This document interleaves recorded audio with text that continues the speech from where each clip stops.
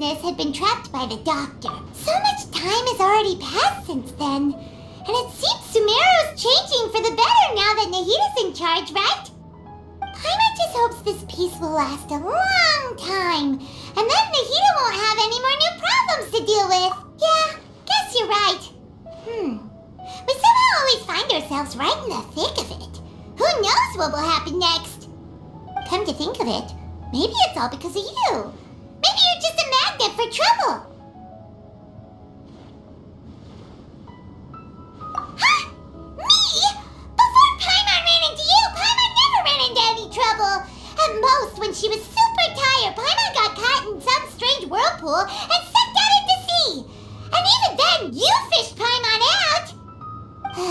Anyway, for Nahita's sake, maybe we should think about heading to our next destination for... Look who it is. Running into you in a place like this? I can see you two still love wandering around. Oh, it's Dia! Since when are we just wandering around? We're usually taking care of some serious business. Even though it may have nothing to do with our journey. But never mind that. What brings you here? I just finished a commission in the desert for a usual client of mine. Nothing too interesting. Just escorting a shipment of goods. I'm on my way to report back. That's when I saw you two all the way over there, chatting away. What were you two talking about it? Huh? You serious? Can't say I saw that coming. But you are travelers after all. I guess you'd never stay for too long in one place. Bumping into you like this will become a rarity. I'm starting to feel sad just thinking about it. Hey, how about I gather a few mercs to escort you two? What do you say? Thanks, but no need. Oh, Paimon had no clue you'd miss us so much. But don't worry, we'll come back to see everyone when we get a chance. Sounds good. All you need to do to get to Fontaine is cross this stretch of desert and navigate some waterways. Knowing you two, I'm sure it won't be anything you can't handle. So, when are you leaving? Oh, wait a sec. Paimon just remembered there are still a few dishes in Sumeru that Paimon hasn't tried yet.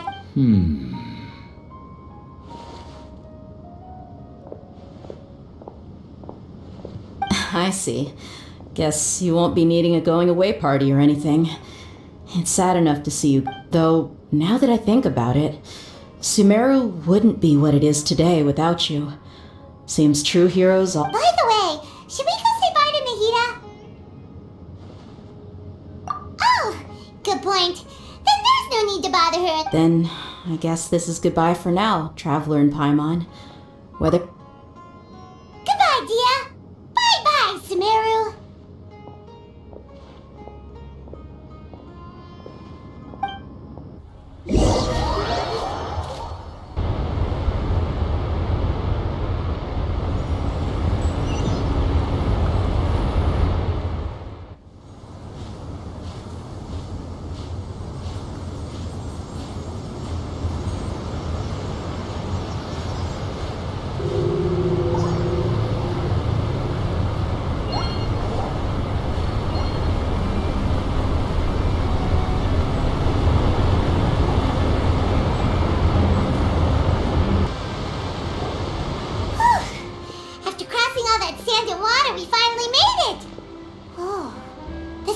Fontaine's port!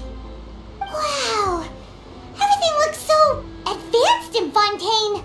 Paimon's heard that the industry here is extremely developed, and there are all kinds of unusual machines. Just seeing the sights as a tourist is nice, but maybe it would be better if we found something to do. What do you think? Good idea! Nahita gave us loads of useful information. Seeking out the Seven is probably still our best source for information at this point. Yeah, the more we can learn, the better.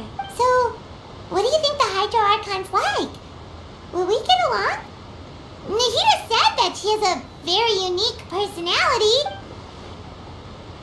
To learn about a nation's god, start with the nation's people. There seems to be some locals talking over there. Let's go see if we can join the party.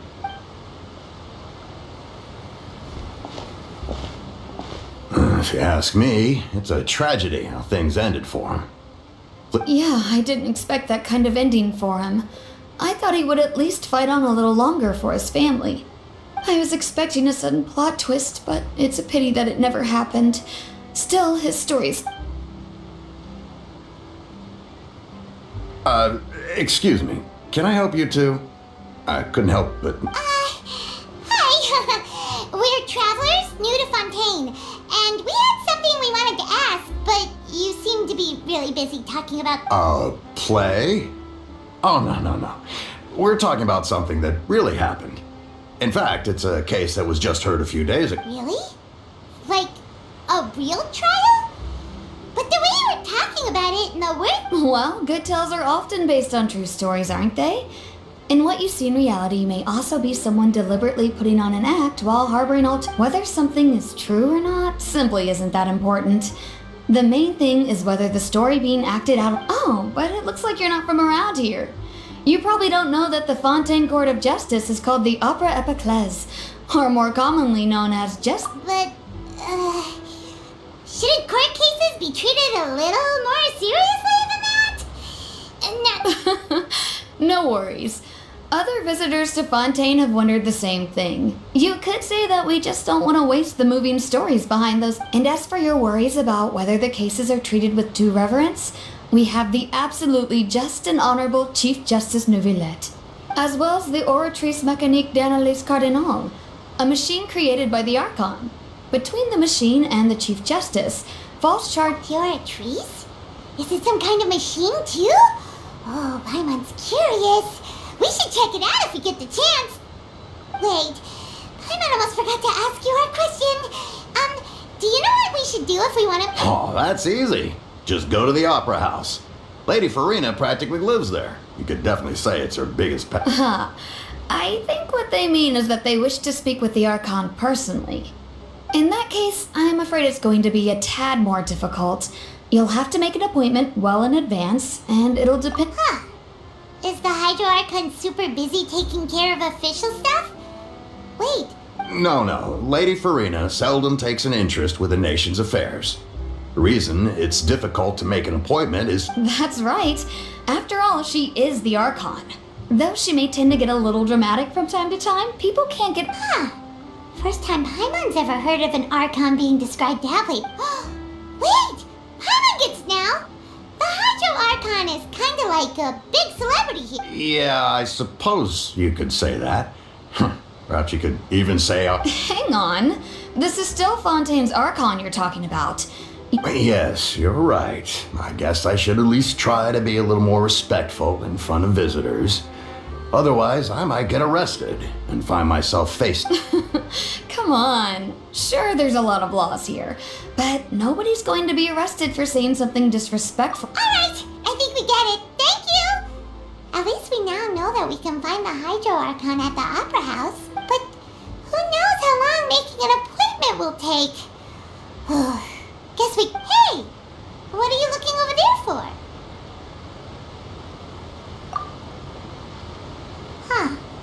Maybe something's the matter.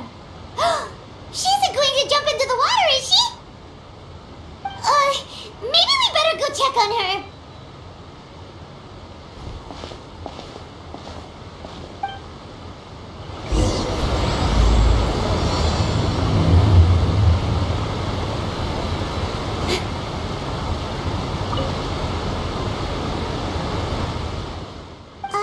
Hello there. Huh? I'm fine. Thanks. Oh, okay then. We just noticed that you seem to be worried about... About many things, actually. But there's nothing I can do but just keep my troubles. I was just reminiscing about a place my brother and I would play when we were kids. You're pointing at the sea. Wait, are you saying that you and your brother lived in the water? No, people call the waters around Fontaine a sea. It's actually just an inland lake that's filled with fresh water. And no, I can still see that hill clearly in my memories. Now, it's been completely submerged. He would skip and jump, tossing sand in the wind. The sun shone brightly, and the air was filled, but now, the water is gradually swallowing our memory. It won't be long before it swallows up. really... I don't believe we've had the pleasure of meeting. Are you Lynette's new friends? Oh, and you are? Thanks for looking after my sister. She often comes here to reminisce about our childhood, that's all. Allow me to introduce myself. I'm Linny, and this is my sister Lynette. If I had to guess, I'd say you must be travelers. Nice to meet you. Paimon is Paimon, and this is the Traveler.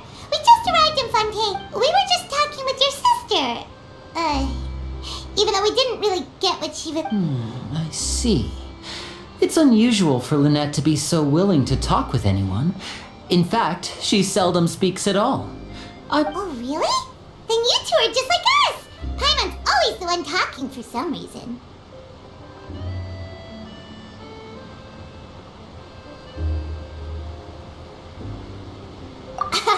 So that's how you think it is? I also think my brother can be too talkative at times. Seems you were right, Paimon. We are... So, what did Lynette mean just now when she said that the water is engulfing your memories? Oh, that. It's from a prophecy that's been circulating in Fontaine for some time now. Well, I suppose prophecy isn't exactly the right word, because that implies a certain amount of uncertainty. There's no doubt about where to begin. Let's put that question on hold for a moment. We still haven't formally greeted each other yet, have we? Did all the introductions earlier not count? Hello, traveler.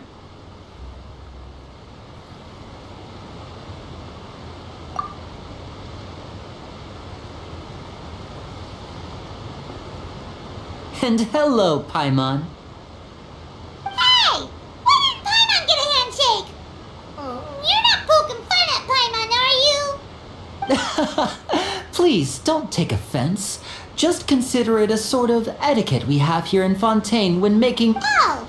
Alright then. Well, Paimon's just happy to have a local friend now. By the way, we were just getting ready to go to the Opera House to meet the Hydro Archon. Would you be able to show us the way? So you're going to see Lady Farina? No problem at all. In fact, I was planning to go to the Opera House later myself. I'll gladly... Please, follow me.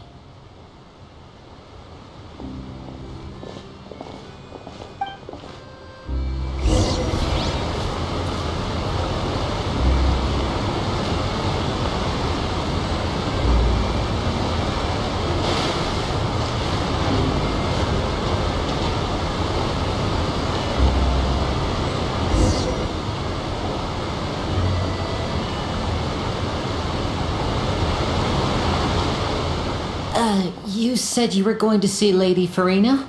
Well, it seems Lady Farina...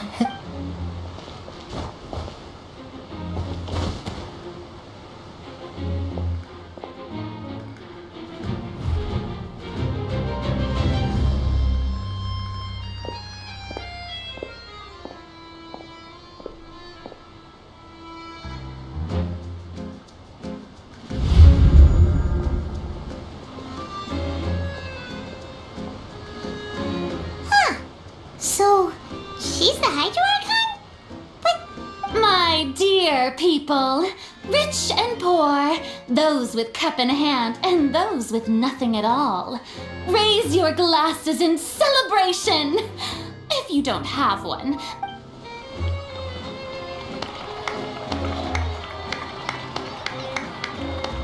as you can all see, two unfamiliar travelers have arrived in our nation. Come, let us make a toast in honor of this traveler and her companion who have journeyed here from distant lands.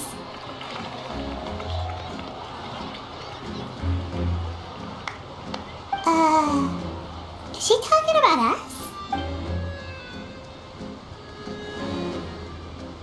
I've long heard of the turmoil and chaos you left in your wake as you visited other nations. But I welcome you nevertheless. No, I have fear is for insignificant cowards. I am a god, and I will never entertain the notion of such meaningless wariness. Of course, seek seeking an audience with me is the most sensible thing to do. It will allow you to truly behold my power and witness. I, Focalor, hereby welcome you to the nation of Hydra. Yeah, Paimon still can't believe it. Feels like we've only been here for a few minutes. But the Hydra Archon's entrance was, how should Paimon describe it? Miss Hydra Archon? I see. As Outlanders, you inevitably lack even some of the most basic understanding. Don't forget that even the gods can be You had best stop and consider. Do you really have the noble qualities and etiquette necessary to communicate with a god? All it takes is a flick of my... Whoa, talk about sounding high and mighty. Oh? What's with these looks? Perhaps the welcoming ceremony still isn't enough? Is she waiting for us to start talking? Wow, I didn't expect to see Lady Farina here. What a surprise! Wait, does this mean they're the legendary blonde traveler? How did I not notice before? Hey, what's all the commotion? Oh, is that Lady Farina? Of course! That's the blonde traveler, the one all those stories are about. Lady Farina came here to personally see her. Oh, I bet this is gonna... Ooh, I've got to see this. I knew Lady Farina would never disappoint. Yes, but don't get too excited now. My dear believers and spectators alike tend to get quite rowdy, and you may consider this my reward to all of you. I have determined that there will be an epic duel between myself and this traveler from another land. Now she wants to fight? Aren't we getting a little ahead of ourselves?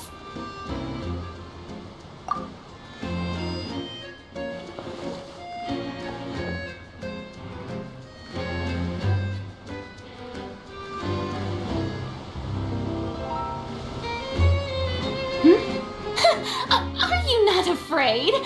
Might I remind you that this is a duel against the divine? What are you trying to do, traveler? Provoking a god in front of her people? Stand down, Clorend. I admire her bravery. Few have the courage to draw their sword against a god. Unfortunately, people nowadays only crave to be thrilled, and a mere duel will not... Oh, yeah, she's right. Just a duel wouldn't be all that interesting. On Araneus, criminals are always requesting duels to defend their honor. You're getting a bit old, to tell the truth. You see. Then, as the god of justice... Whoa, all right! Now that'll be... Right. This is Fontaine, after all. It's such a grand opera house, it would be a pity not to use it. Why do you care so much about the crowd's reactions? Seems you've spent a little too much time in the opera house. Besides, how exactly do you plan to have a duel in court? You mean you're going to put us on trial?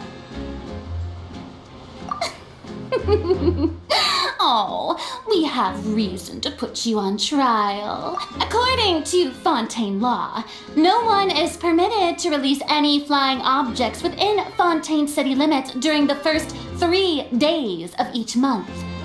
Oh, so that's what they've done wrong. That's our Lady Farina. You call that obvious? What kind of law is that? Precisely.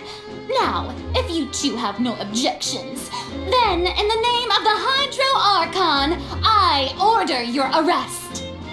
My apologies, Lady Farina. I don't mean to spoil the fun. But if you would allow me to interject, I don't think that Paimon here meets the definition of a flying object. You tell her, Linny! Finally someone who's not crazy. How could anyone call Paimon a flying object? Ah, great magician Linny, my beloved citizen. I'll permit you to object. As a magician who just rained on your parade, I naturally should shoulder the responsibility of saving the show. So, with such an audience gathered here, allow me to perform a trick for everyone.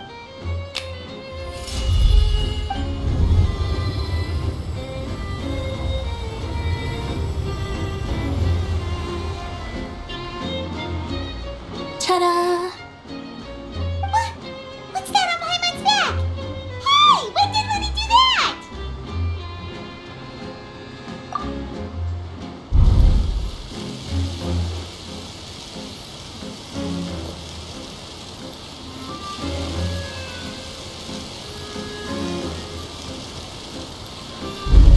There. As you can all clearly see, Paimon should be classified as, well, something like a balloon. This rope has been in the traveler's hand all along. It was just that no one could see it before. Huh? You call that magic? You've got to be joking. I thought it was pretty good. Huh. I'm not sure what to think. It seems Lady Farina's charge is no longer hold.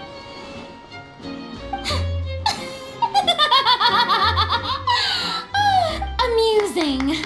Very amusing, Linny. Just the sort of unexpected twist that I enjoy. With you here, today's performance... Performance? You see all this as a performance? In which case, consider the matter of your trial resolved. The god of justice will not bring but when there are valid grounds, I will not only judge travelers, but even the gods of other lands. I look forward to seeing your upcoming performance at the Opera House, Mr. Linny and Miss Lynette. That's enough for now. Toodaloo!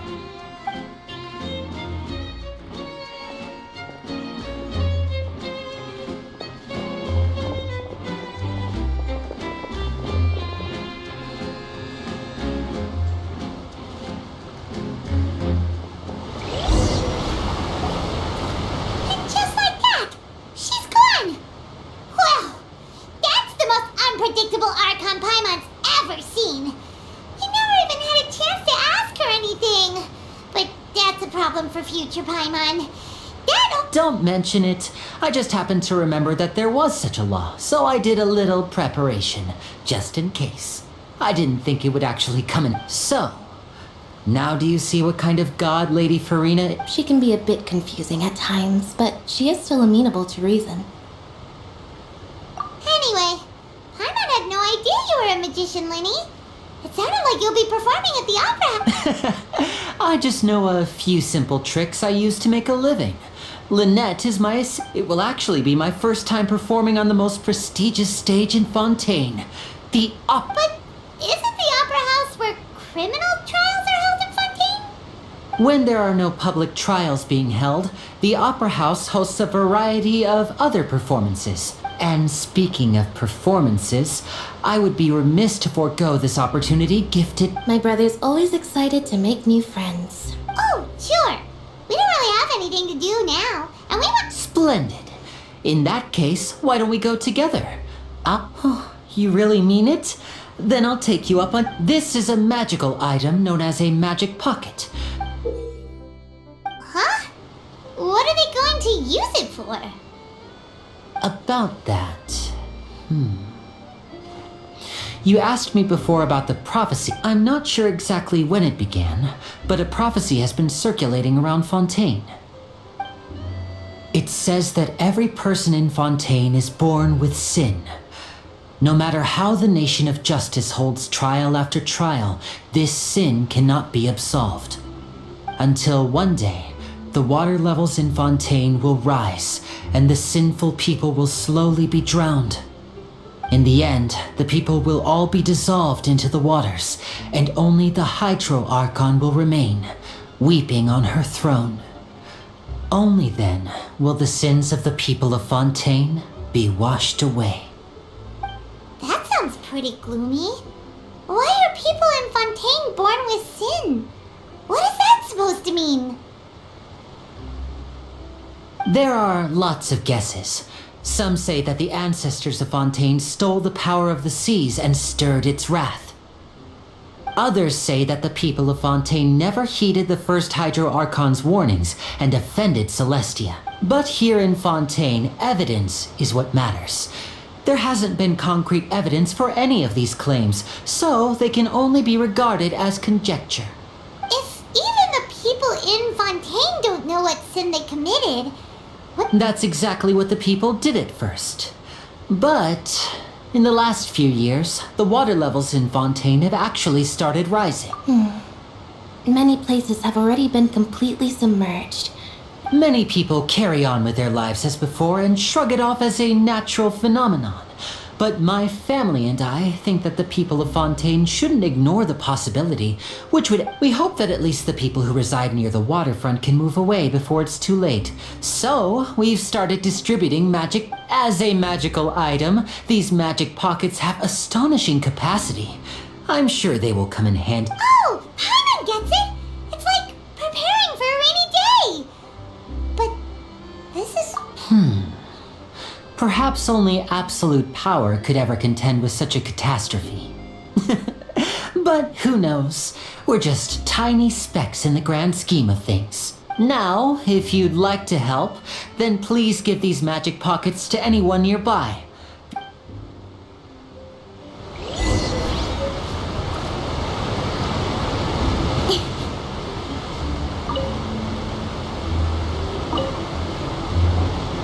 What's this? So you also believe in the prophecy? What? You mean you... No, I believe in the prophecy. But I also believe the story says that people once lived in the ocean. But as time wore on, people desired to live on land. So, if you ask me, when the water rises and takes us all... Oh, we hadn't heard that one before. But people can't live underwater. All right, I'll take it. I guess I just feel that being dissolved...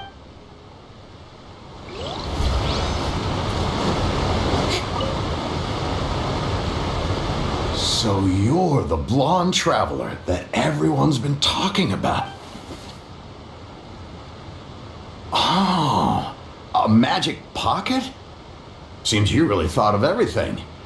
I guess it's better to prepare for... Thanks. Please, also thank the magician on my...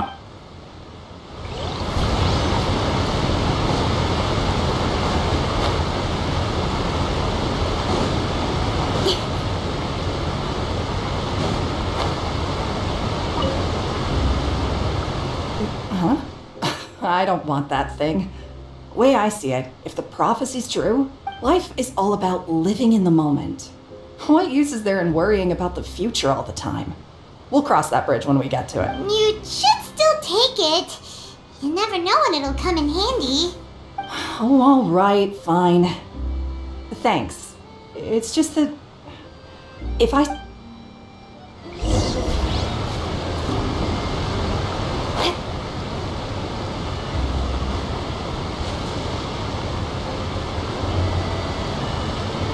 Oh? You already handed out all of the magic pockets?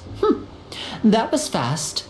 So, yes, but that will change once disaster strikes. I know they'll change their minds, so it's only right to help them prepare. Is there anything else you need to do before we leave? Yes, one last thing. I have the magic pockets made by a workshop in the court of Fontaine. Since we're out and about, I was thinking about bringing him some more materials. So, you want to collect materials? Just tell us what the materials look like and we'll help. Many hands make light work. Oh, that would be much appreciated. We'll need some romaritime flowers. I remember seeing them near the waterfront on the east side of the harbor.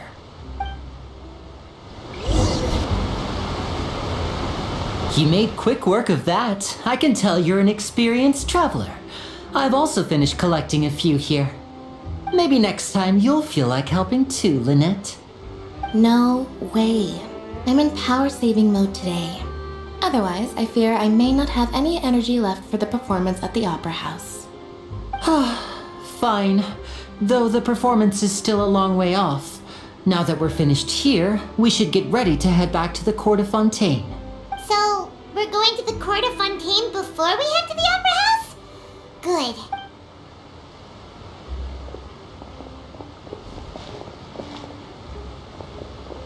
Wait, shh. Have you noticed that person over there? The young girl. Huh? What's wrong with her? She's obviously a thief. Magicians and thieves practice similar methods. We divert attention, and a distracted audience is one that won't just watch her movements carefully.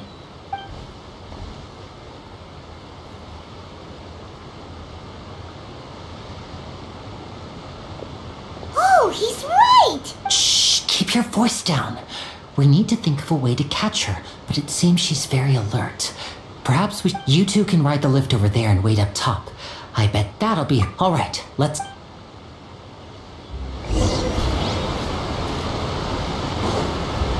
Let's move on.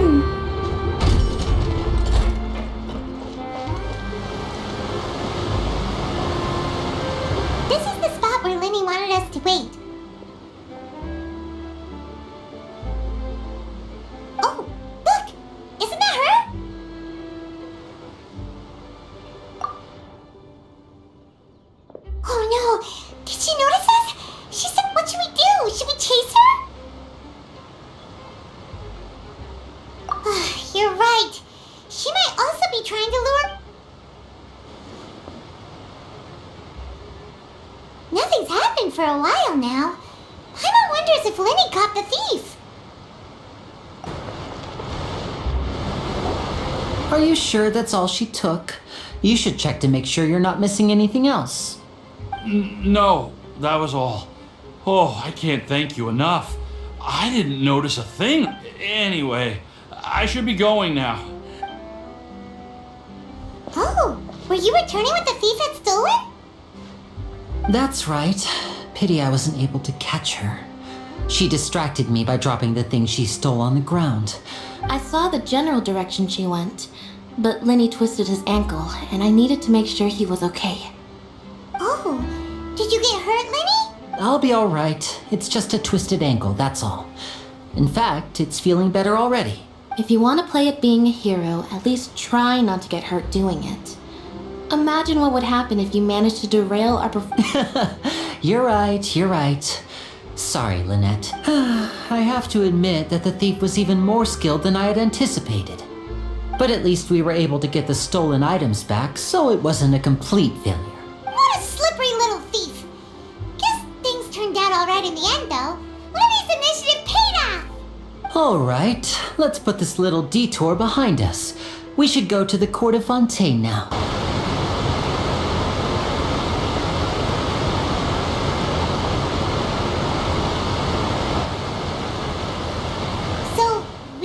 This thing to go into the city? What an ingenious way to get around! This is an aquabus. It allows people to travel between several key locations around Fontaine. It's pretty convenient, but the ride can become a little dull after a while. The scenery is always the same. So you mean it's still boring even when I'm riding with you? No, that's not what I meant. It's just that, well, you don't really talk that much. Besides, it doesn't really feel like a real trip when it's just the two of us. It's the same as being at home. Whatever. Guess that's what it's like to be an older brother. It's about time for us to leave. Let's get on board.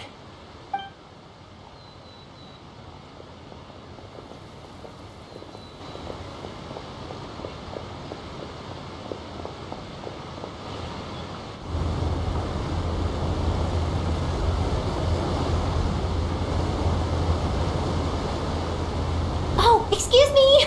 Aren't you the great magician Lenny? And his assistant Lynette? Hello. I don't believe we've...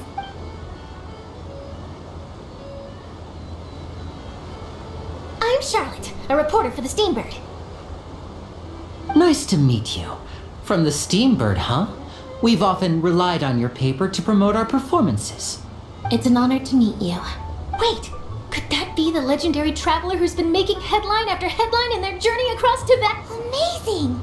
You recognize everybody almost immediately! I wouldn't be much of a reporter if I didn't know who's who, would I? Wow, today must be my day! Who knew I would end up on the same boat as so many VIPs? Could my vision finally be showing me some faith? So, Charlotte, what do you usually report on? Well, when there isn't any breaking news, I mainly cover the trials at the Opera House. You can still manage to keep readers' attention as long as you tell things from a clever enough angle, even if it's the same old topics. For example, reporting on how a scammer once deceived vulnerable girls into relationships, or how a financial criminal was once so poor that they ate a single piece of bread for 5 days. That's fine and all, but what I'm really after is exclusive, sensational news pieces that could shake the country. These smaller stories are a waste of my... Oh, I just remembered! I've been following a case lately. Well, a series of cases, actually. You mean the serial disappearances of young women case? That's right! These stories are the talk of the town right now, and it's probably the most mysterious case we've ever... If I'm the first with a draft ready to publish when the case is finally cracked, and it's... Oh, when that happens, I bet all the other reporters will shed tears of envy. I've already gathered all kinds of material. So, what is the serial disappearances of young women? That's right. The first missing girl case happened almost 20 years ago, and ever since, after a period of time, another girl disappears. What the cases have in common is that the girls are all of a similar age, but the scariest part is that to this day, many suspects have been arrested over the years in connection with this case, but shortly after each arrest, another disappearance would always happen. Yes, it's possible.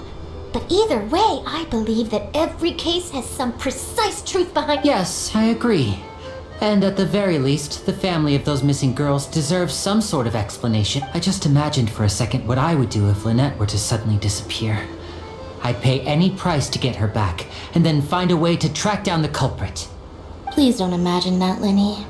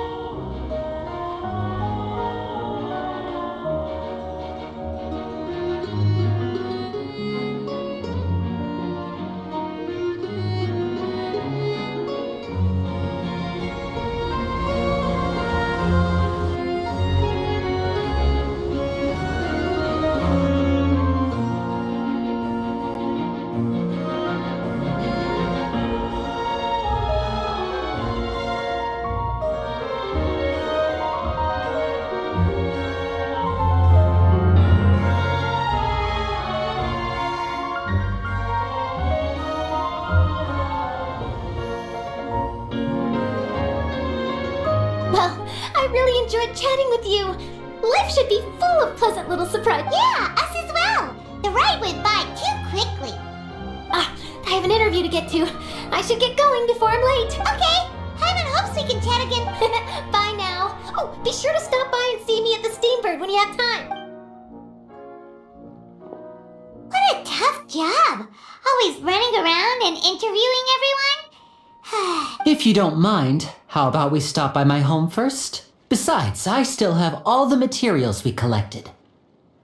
Sure, we wouldn't mind at all. This city is so huge, Paimon wouldn't know where to start anyway.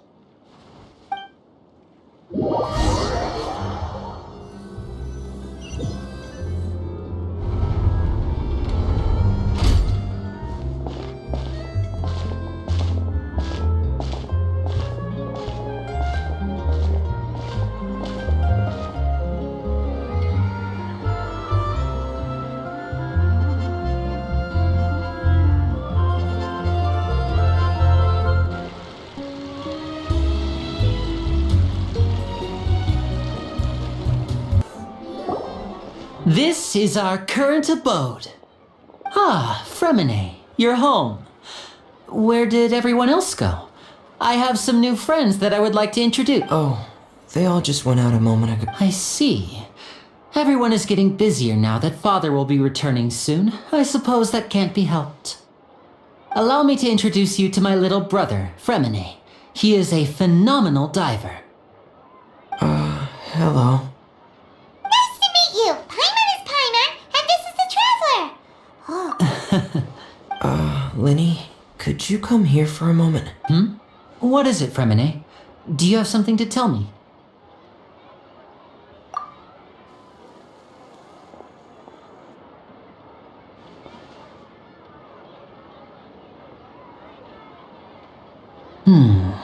Okay, I see. Is everything all right? Oh, it's nothing. We were just discussing a little housework. Sorry for the before I forget, the Traveler and I collected more materials to make magic pockets. Were you able to get any? Yes, I went diving and gathered lots of materials. I was about to... That's our Fremine, always quick with the underwater work. All right, I'll take these to the workshop.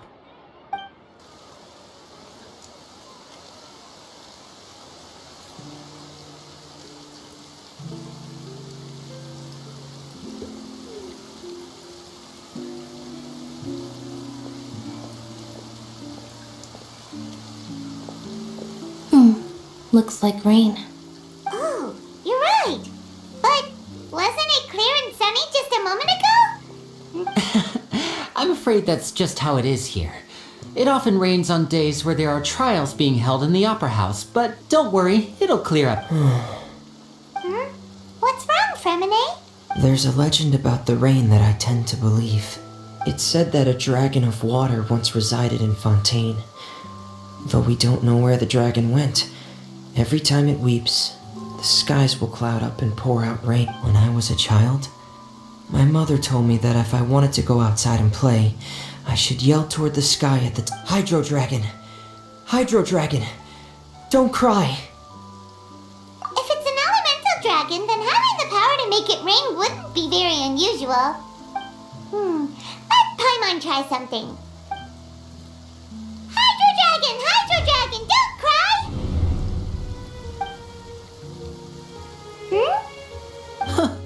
Doesn't seem to be of any use. It is just a legend after all. You know, you might be a more popular magician if you understood the concept of romanticism.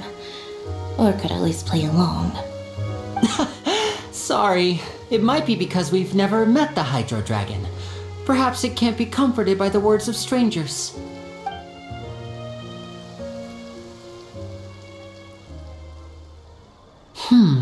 It rained for longer than I suspected. Oh, it's all right. Was there something you needed to do, Linny? Yeah, some preparations for the show at the Opera House. I need to find a way to catch the last aqua bus of the day. On the day of the performance, just ride the aqua bus to the island of Araneus. I'll have Lynette meet you at the fountain in front of the opera. Oh, are you leaving? What is it, Fremine? I'm in a hurry. Oh, I get it. You feel nervous delivering them. Perhaps we could trouble the Traveler to help us take these materials to the Beaumont workshop and deliver them to the owner there. I'm afraid that Fremine can be quite introverted, and the boss there tends to be pretty talkative. Fremine... No trouble at all! Don't worry, we're on the case! Sorry for the inconvenience. I'm quite useless when it comes to such tasks. I'll think of a way to make it up to you. Oh, no need! This will be a walk in the park.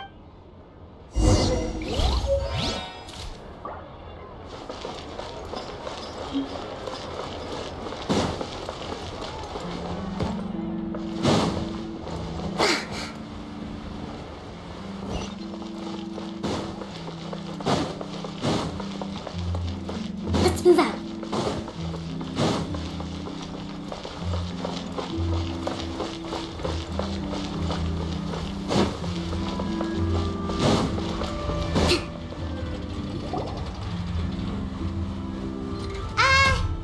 Hello? Oh, hello there. New customers? Looking to buy, or do you need something made? Oh, materials. Here they are. They're for making... Ah, these must be for magic pockets. I could tell right away. I've already made several orders worth now. No need. They've already prepaid several batches worth. When they told me what they'd be using them for, I even offered them a discount. But they insisted on paying the full amount, saying that I had a business to run. Whoa. So, is Lenny actually... I can't say for sure, but who knows? Maybe there's good money to be made being a... Hey! Is this machine what you use to make stuff here? It looks really advanced. Why use your hands when a machine can do the work? It would be a waste not to use the latest technology, and wasting is a kind of crime. But where does a big machine like that get its power from? Well, it's a little complicated. I'm not sure I can put it in layman, but basically, everything we usually use here in the city is powered by indemnitium. It's a type of energy that's produced from... Huh? How can trials produce energy? Well, I'm not completely sure of all the details myself. When a trial is in session, the oratrice mécanique d'analyse cardinale harvests people's belief in justice and converts it into energy to be used... So that's what its other function is? Paimon heard that the oratrice was created by the Archon to make... But... Paimon still doesn't get it. How could something unreliable like people's beliefs be turned into a stable... Oh, yeah! So that means the Hydro Archon relies on the machine to take the energy created by belief. Even though I've never heard anyone really put it that way before, it sounds like it makes sense. Besides indemnitium, we have another type of energy called pneumosia. It isn't produced by the power of the Archon, but it is unstable by nature. Even now, it still cannot be widely used by civilians. I thought I'd find you hard at work, but here you are chatting the day away. Since you're already talking, I'm sure you... You again? Didn't I already promise you that I'd have the more I owe to Confrérie of Cabriere by next month? Yeah, but how do we know that you won't go running off by the end of this month? I want 50% today. Wait, no? Huh? You... Seems business isn't so great for the workshop. We've already... Hey, hold on. Before you go around trying to collect payments, why don't you settle your own debts first? If Confrérie of Cabriere wants to poach clients from Northland Bank, that's fine. But I'm afraid you still owe the bank a hefty sum of mora. So why don't we work things out between us first, before you get back to your little conversation here? You're from Northland Bank. But we said we'll pay everything we owe next month. Why... Traveler, Paimon! I didn't think I'd run into you here in Fontaine. What are the chances? We're surprised to see you too! What are you doing here in Fontaine? You didn't want to stay in Snezhnaya? Long story short, I've already been in Fontaine for some time now, and honestly, things have been pretty boring. But it seems that fate brought our paths together today. Not only will I have some good friends here now, but ones who always seem to find trouble. Either way you look at it, it seems things are going to get a lot more interesting now. Pretty sure we'd want to avoid anything that you'd find interesting. Besides, our trip here has gone pretty well so far, right, Traveler? Hey, you, Northland Bank boy. Don't interrupt. It's not often I run into the Traveler like this. Why don't you wait for me over there for a while? You kidding? Aren't you the one looking for us? You really expect us to sit and twiddle our thumbs while you catch up with... Listen to me, boy. If you want your mora, fine. Why don't you come and... Hey, I just said not to interrupt. Oh, by the way, Traveler, the last time I took Tonya and Tusser ice fishing, Tusser said... Hey! That's way over the line! All right, boys, let's see who has to... Can you at least let me finish one sentence? Fine. Though the bank told me not to get rough with our clients. You're the ones who started it. This is an act of self-defense. You two will have to be my witnesses, okay? I'm sure this won't take long.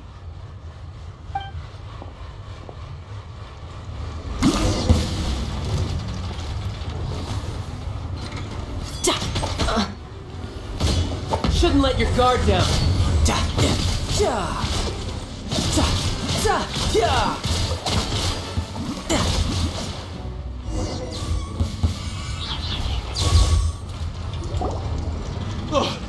What's your deal, Brad? How are you so strong if you're just a staffer from Snezhnaya's? Oh, now you notice. It's a little late, don't you think? Just make sure you understand that you don't mess with Northland Bank.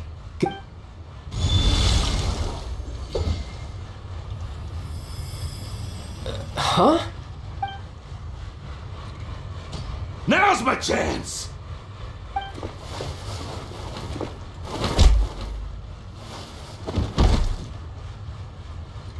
Huh. That was weird.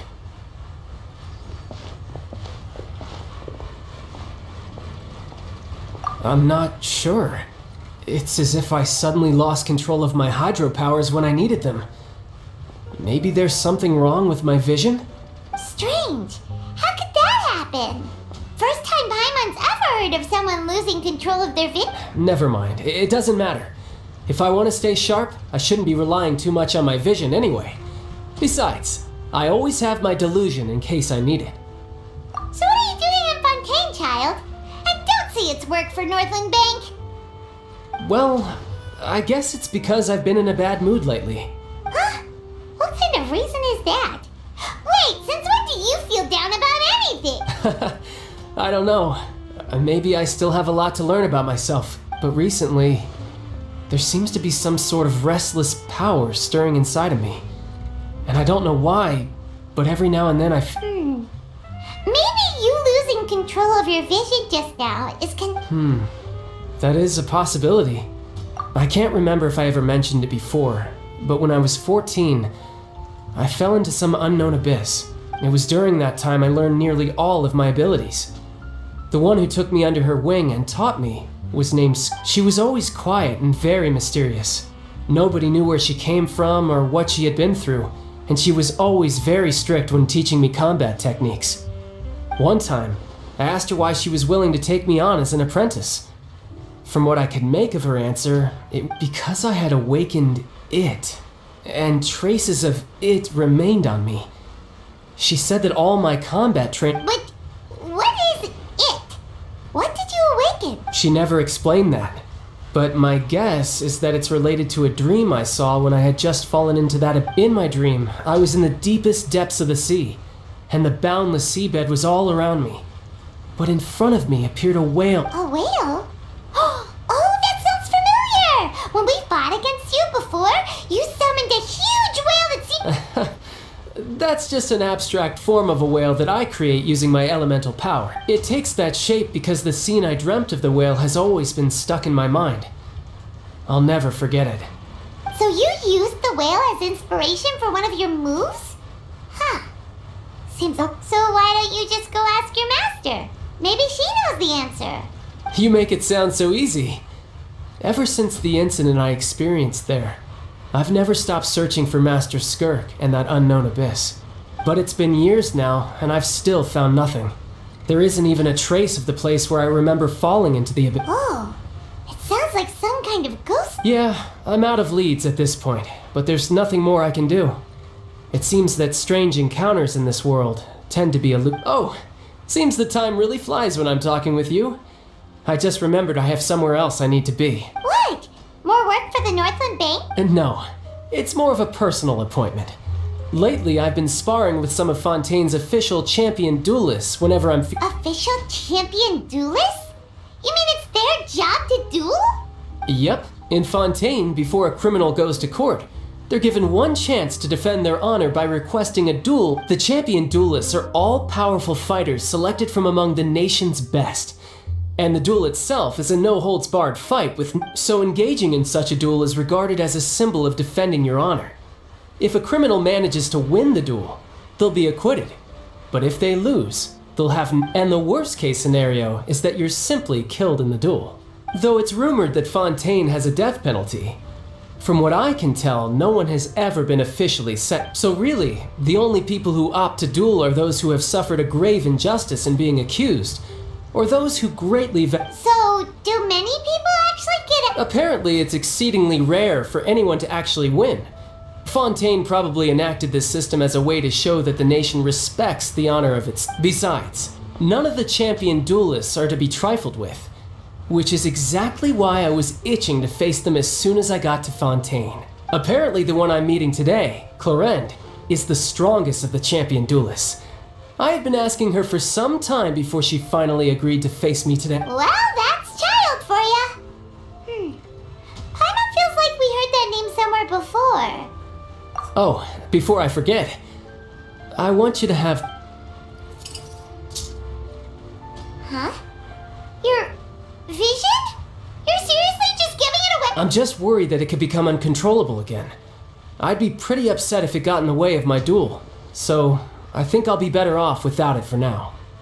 Besides, I just need you to hold on to it for a short while. I'll come retrieve it when I have some time later.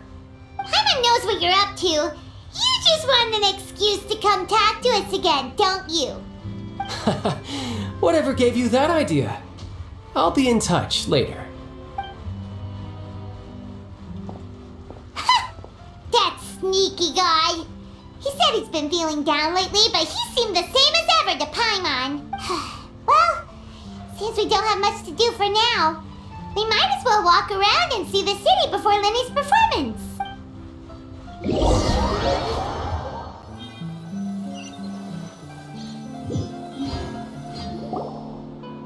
Wow! Who could have seen that coming? The reporter who was barely around for most of the story was the murderer all... sorry. Paimon was just surprised. The whodunits here in Fontaine are a lot different than the light novels you see from Yai Publishing House. Both have their merits, but Paimon thinks this style of... It's so exciting to reach the moment when the mystery is uncovered, especially in the one Paimon was just reading. You should buy a copy... Oh, sorry about that. Paimon will be more careful. Hey, shouldn't we be heading to the opera house? What is that? Whoa! Now this is fancy! The opera at Eclairs. What a place to hold a performance! Huh.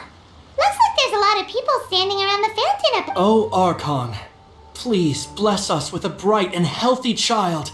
We pray. I don't know why you always feel the need to ask so much. I'll be happy as long as our child is healthy and... I guess if they're our kid, then there's no doubt they'll turn out smart. Maybe this is one of the customs in Fontaine. Vache. What's wrong? Vache. Vache. No, Paimon didn't say anything. Are you here? Welcome to the Fountain of Lucine. All the water flowing through Fontaine converges here. It's customary for newlyweds to come here and wish for... Lynette! Lenny asked me to wait here for you, remember? Right. What do you mean? There are a lot of people here right now. Hey, you're not trying to scare Paimon, are you? Besides... I see. I might be able to tell you something that could help explain the voice you... In fact, you might not be imagining things at all. I suspect that what you heard is a result of your hypersensitivity to the hydro element. Others in my family have had similar experiences. It's because of her sensitivity to the hydro element? When do you cry, Paimon? Wait, what? What does that have to do with it? Just answer me. When do you... When Paimon's really sad? Oh, and when Paimon's super happy. Oh! Then you should understand that tears contain your most intense emotions. Like I just mentioned, the Fountain of Lucine is where all the flowing water in Fontaine converges. Even the tears that fall... So maybe what you heard was the intense emotion coming from someone's tears. So, what did the voice say? Huh. If you were hearing their emotions, then Paimon wonders what happened. Rather than worrying about them, we should worry about my brother first. Don't let that calm look of his fool you. He tends to get pretty nervous just before a performance. Oh, right. That makes sense.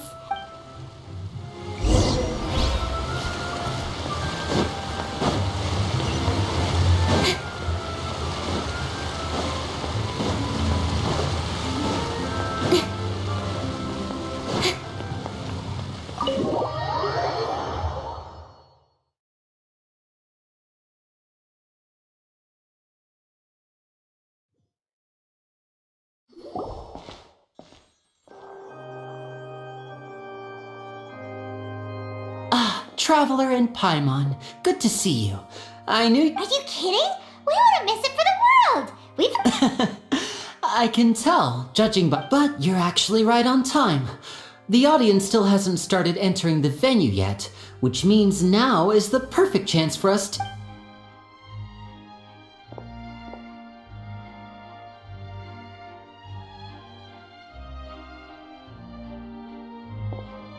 The Opera House has assigned seating, so you always have to make reservations. I've already reserved your seats, and here... Ooh, front row seats! Thanks, Lenny! Don't mention it. There's no need to keep thanking me. Hey, Lenny! Could you come over here and take a look at this? Oh, I'll be right there. Seems there's an issue with the stage props over there. That's Cal, my assistant, calling. Yeah, we'll just go to our seats. You go ahead, Lenny.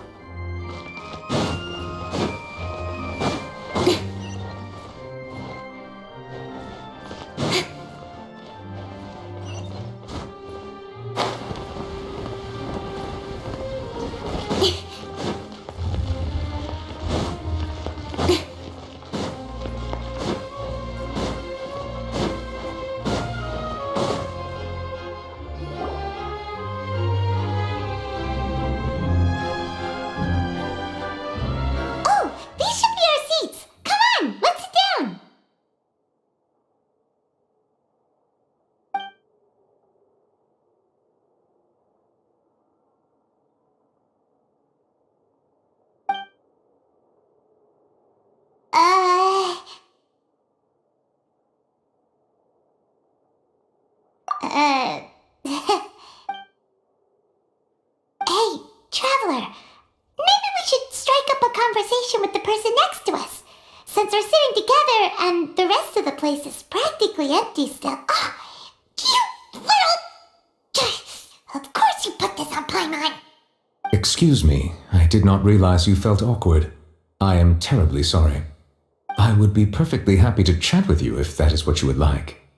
Oh, so you heard all of that, did ya? Wait, that's not it. Paimon's sorry. Paimon's the one who was being rude, talking under her breath like that. Oh, Paimon's got it. You're also here early and sitting in the front. Are you a friend of Linny's too? A friend, you say? Well, if Mr. Linney would like to be my friend, I would be more than happy to reciprocate. Oh, so you're not friends with Linny then? Oh, this is getting more awkward by the second. Paimon, nice to meet you. Paimon is Paimon, and this is the Traveler. We just arrived in Vaudain. It is an honor to meet you two. I have heard of your deeds across Teyvat. And as required by proper etiquette, I will also introduce myself. Oh, Monsieur Nervillet. What an honor it is to have you here to see my show. Ah, Mr. Linney. I should say it is in fact an honor for me to see your... Wait, Nervillet? I saw you all chatting just now, but it seems you still don't know who Monsieur Nervillet is. Allow me to introduce you to Fontaine's Chief Justice. That seat is always reserved for him. It wouldn't be too much to say that he's the symbol of justice and honesty here in Fontaine. Ooh, sorry for being so rude just now. Paimon had no idea you were such an important person. No offense taken. Being Chief Justice is merely what I do for work. Nearly every person has their usual reserved seat, so I'm not so special, really. And by the way, I should probably let you know, even though I would prefer... There's someone sitting up there in the VIP seats that has been striking a pose for quite a while now. I believe she is trying to give you a most elegant and impressive first impression. So I think you should take notice of her sooner rather than later, otherwise she may become flustered.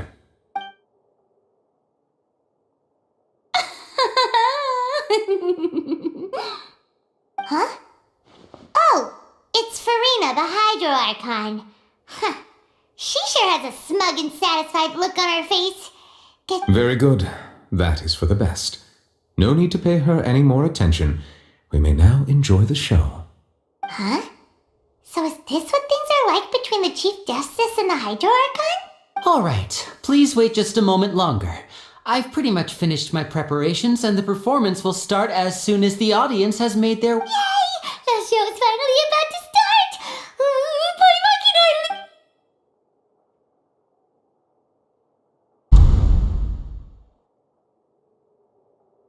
Oh! They're dimming the lights! The show must be starting! Sorry. Paimon will try to stay quiet. Welcome, one and all, to the Opera Epicles. I am the star of today's show, Linny.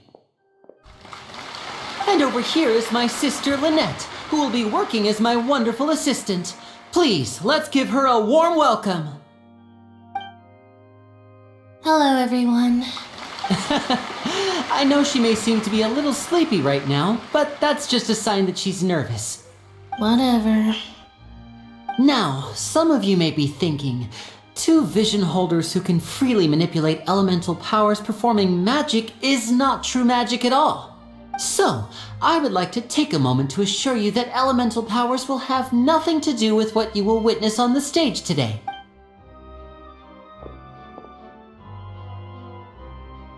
Both Lynette and myself have removed our visions for the show. That way, even the gods won't be able to help us. Oh, good point. That's what makes the show real magic.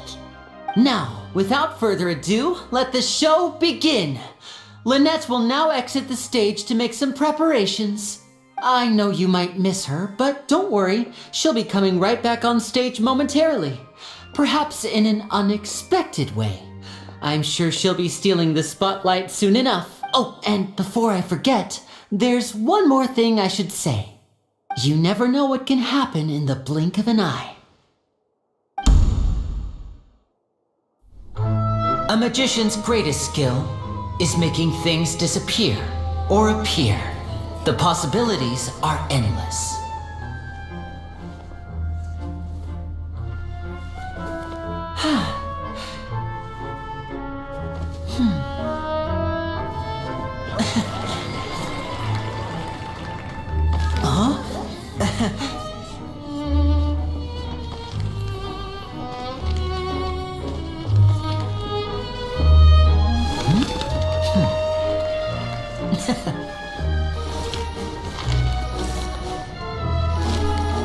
But this isn't what you came for. These little tricks, you've seen them all before.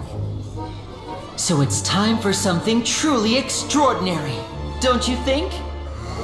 This one's a little tricky.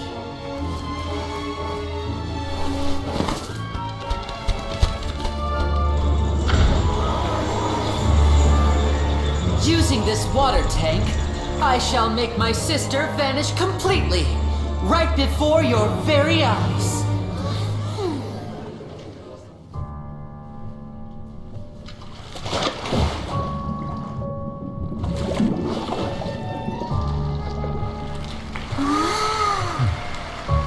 It's actually quite simple.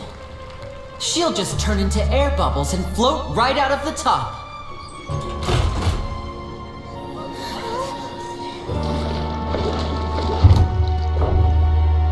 Oh no! I told them to check all the props carefully. With the lid on, even air can't escape. An amateur magician would be getting very nervous right around now. Luckily, it's me on stage, so let me show you what a true virtuoso can do.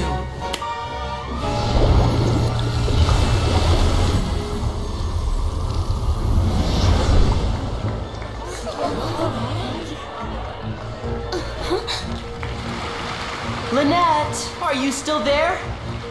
Don't go too far. We don't want to use up all our magic. Hi, I'm back.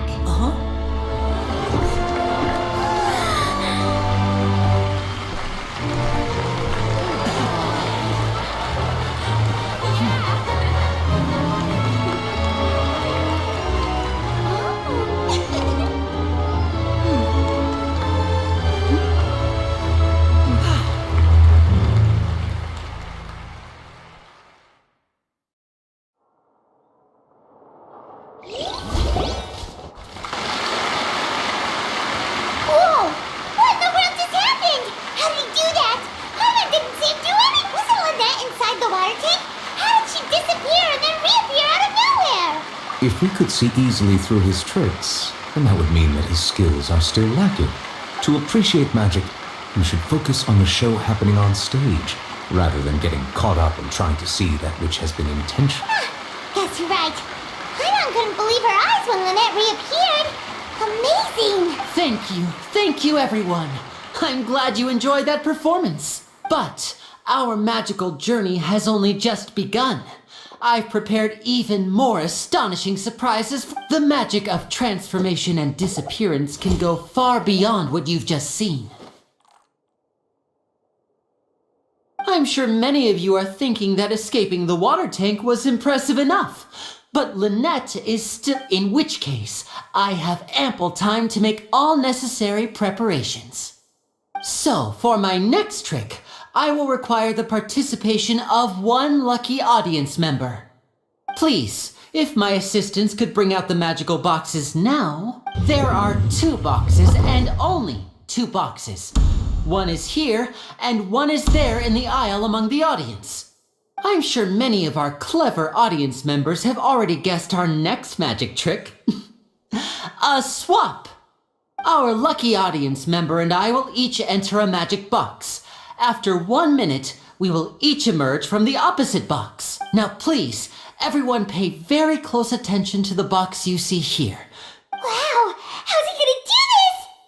Hey, do you think this is all magic tricks, or does Lenny have actual superpowers? The lucky audience member will be generated by this random number selector. It selects numbers entirely at random. Even I don't know who will be chosen to participate. Now then, let's begin. Let me see. Oh, row 7, seat 3. Congratulations! You now have the chance to experience magic firsthand. Please, come forward. My assistant will take you beside the magic box. I'm sorry, it might be a little cramped inside, but no need to feel nervous. We've carefully arranged everything for you to be as comfortable. You don't need to do anything, but no matter what strange things may happen, don't come out of the box. If the magic is interrupted, who knows where you might end up? You might even find yourself in the Fortress of Meropide. Oh, okay. All right. Before I enter the magic box, there is one more thing I need to ask the audience to do. Could you all give me like this? 60, 59, 58. Just keep counting down. You can go a little faster or slower I won't be able to see anything in the pitch black box, so I'll be relying on your voices to know when time is up. Oh, and no tricks now. If you quickly count from 60 in just 30 seconds, then I'll be in a tough spot. Ooh! Paimon kinda wants to count faster after hearing him say that! No, that won't do. I can see it in your eyes. You still can't be trusted. Let's practice together. Come on, repeat after me. 60, 59... 60, 59, 58! That's right, perfect. Keep it going. All right, I'll see you all on the other side once you've... 54, 53, 52? Huh? Why aren't you counting, Nervalette? I'm counting in my head. I think things are exciting enough in here as it is. Merely a consequence of my identity and personality. Do not worry about me. Just enjoy the show.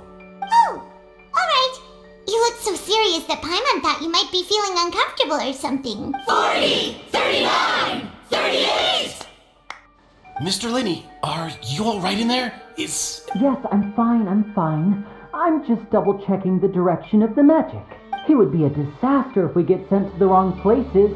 For example, midair right above the audience. Even though he's saying that, Lenny doesn't seem nervous at all.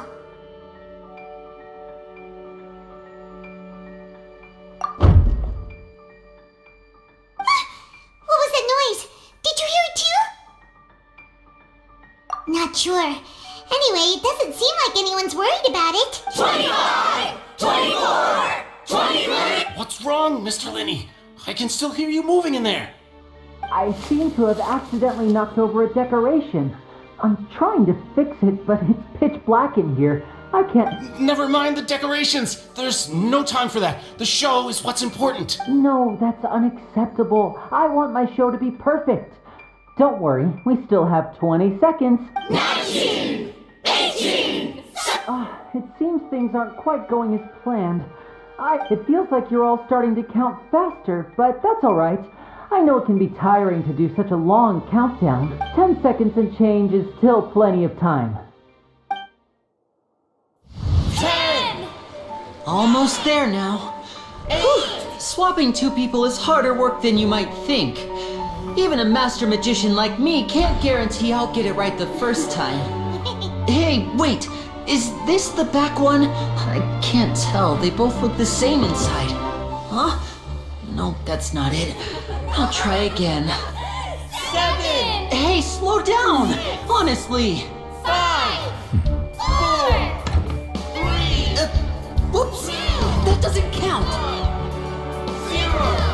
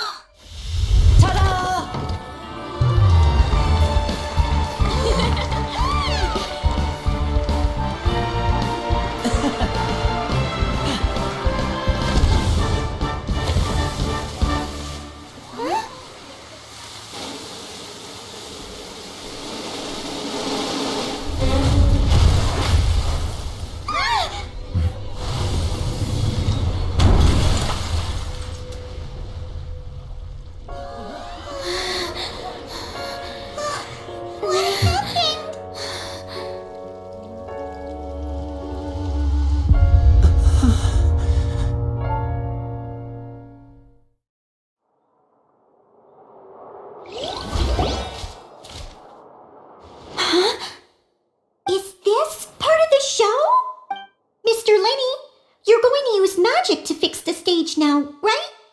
What happened? Oh no. Maybe this isn't part of the show. The girl was... This performance is over. Medical staff with me. Guards, secure the scene and detain all the performers. Seal the exits. No one is allowed in or out at this time. Yes, that's right. If this was just an accident, then we must investigate the cause. But if this was all part of some scheme... No need to be alarmed, you two. We'll get to the bottom of this soon enough.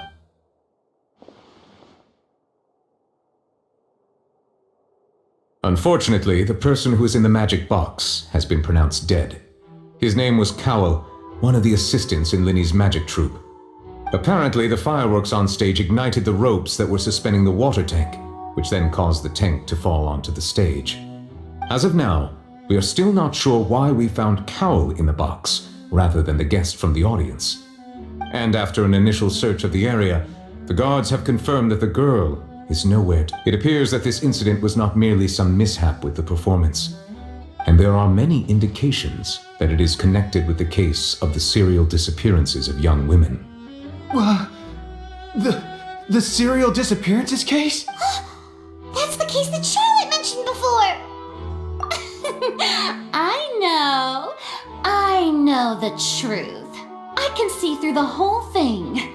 Really. Using such, I say that our powerful magician, Mr. Linny, is now the prime suspect for the serial disappearances case. Huh? Why me? This whole thing was an accident.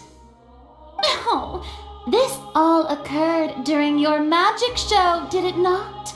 The missing girl disappeared after being chosen, did she not? Now that I think about it, that whole speech about magicians making things disappear was nothing more than a provocation, That can't be right! How can Linny do this?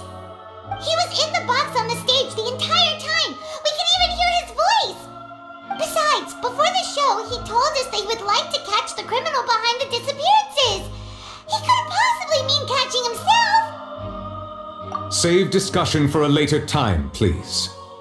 Lady Farina, may I assume that your comments just now constitute an accusation against Mr. Linny and his associates? I just think that he... Well, I think it might be a little... But what Lady Farina said just now makes perfect sense. Looks like she's gonna personally deliver justice. A kidnapping and murder carried out under the cover of a magic show. Lady Farina I mean, of course, my dear people. But what excites me even more than the obvious truth before our eyes. That's right. I mean you, traveler. You'll support Lenny, won't you? After all, Then there's no problem at all. You know, the traveler and I already had a duel the first time, but with Lenny's help, our little duel ended in a draw.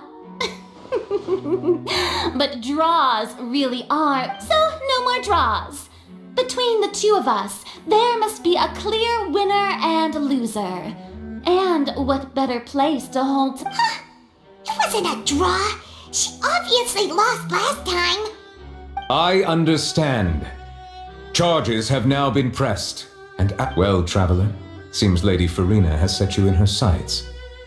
But putting her dramatic rhetoric aside for a moment, are you willing to act as Mr. Linney's attorney and defend him in... Very well. The trial will be held a day from now in the Opera House. Both sides may investigate the scene to build their cases and search for... Linney and his troupe are all potential suspects and shall remain within the Opera House. The audience may begin to leave in an orderly fashion once they have been cleared by the guards. A day isn't that long. Let's see what kind of case this big shot outlander can build in such a short amount of time.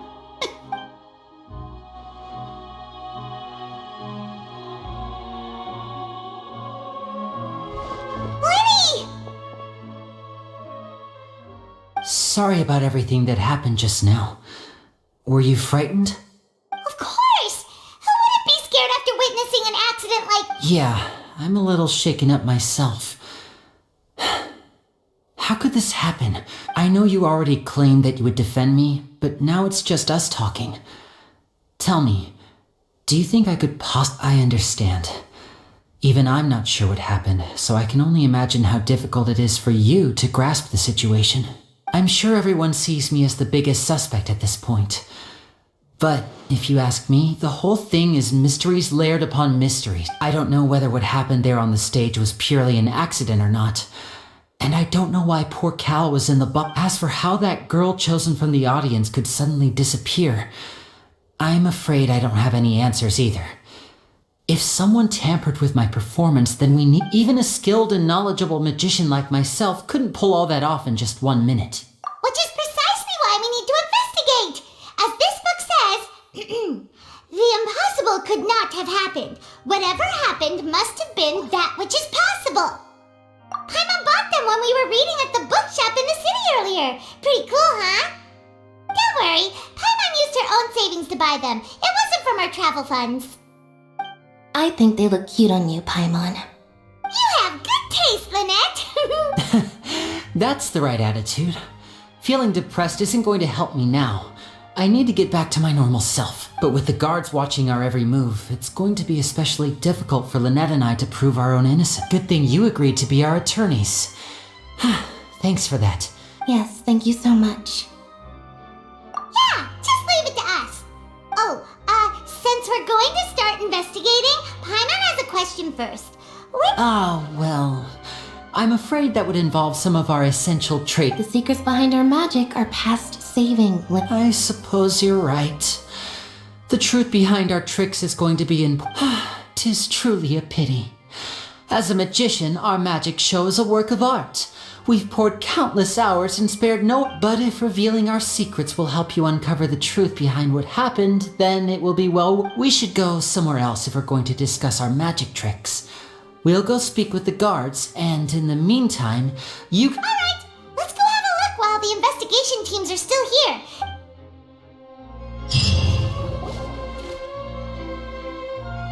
Hello, officer. How's the investigation going?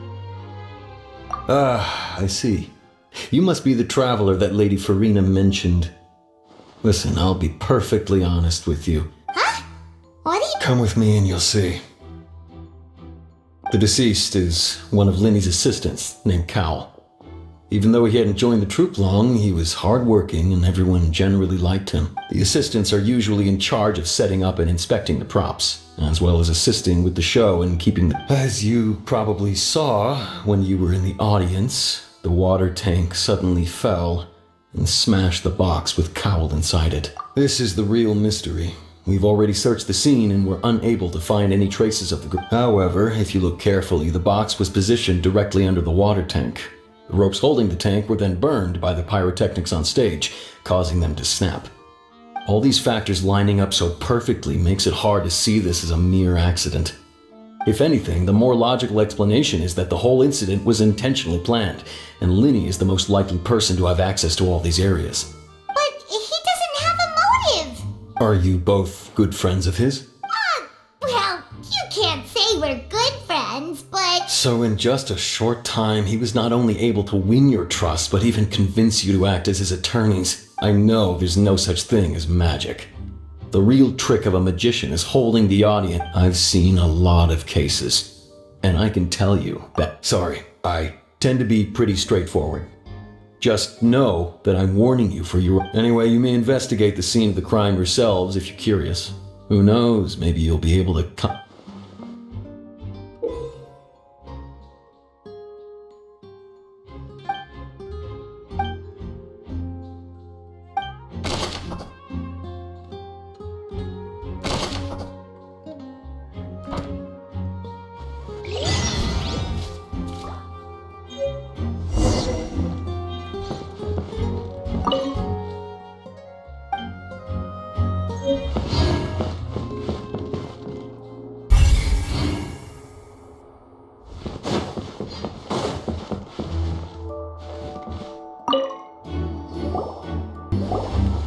Hey, you! Yes, both of you! Over here! I've been Huh? You mean us? That's right. If I'm not mistaken, you're also among those who wish to cut down the thorns and pursue the truth. Well, you're right on the more about that one, but who are you? Have you never heard of the Spina di Rosula? From mediating disputes and providing protection to solving conundrums, you name it, Spina di Rosula does it. And I, Navia, have the honor of being its renowned president. Though those who play by our rules call me boss.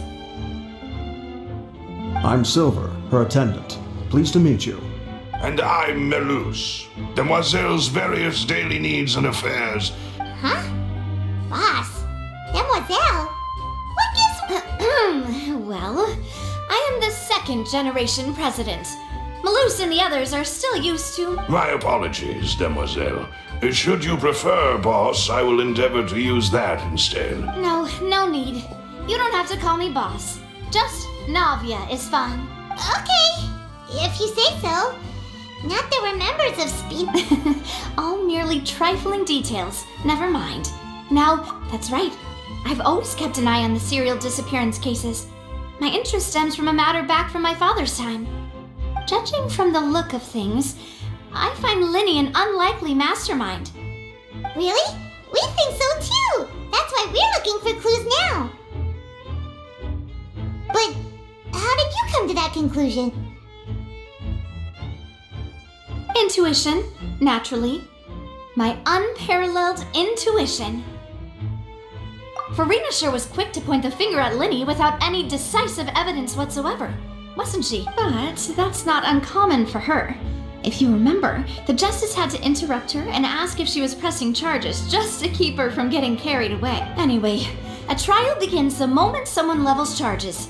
And, of course, there was no way Farina was going to... Sounds more like you just don't trust the Hydro... Well, what's your opinion? I must admit that she can be interesting at... All right, I've answered your question. Now, it's time you answer mine. Wait a minute, did that answer count? Well, I say it does. But don't worry, you won't hear any pointless questions. In your opinion, do you think it's right to treat a trial like it's an...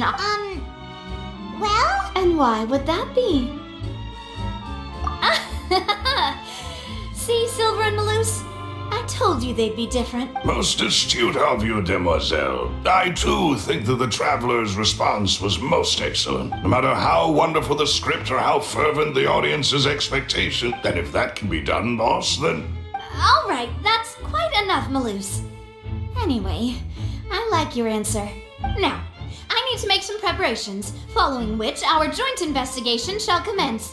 You two shall be my assistants. Wait! Since when did we become assistants? Well, I can be the assistant, sure. Or your companion, if you like. I'm really That's more like it. Far be it from me to brag, but I believe that Demoiselle's intuition will be instrumental. You wish to save a friend from false accusations, and we wish to unravel the disappearance. You have a point. And what about you over there? What do you think? You seem like you've got something on your mind. I have nothing to add. Oh, alrighty then. We'll be making some preparations first. Just be sure to let us know if they start revealing Linny.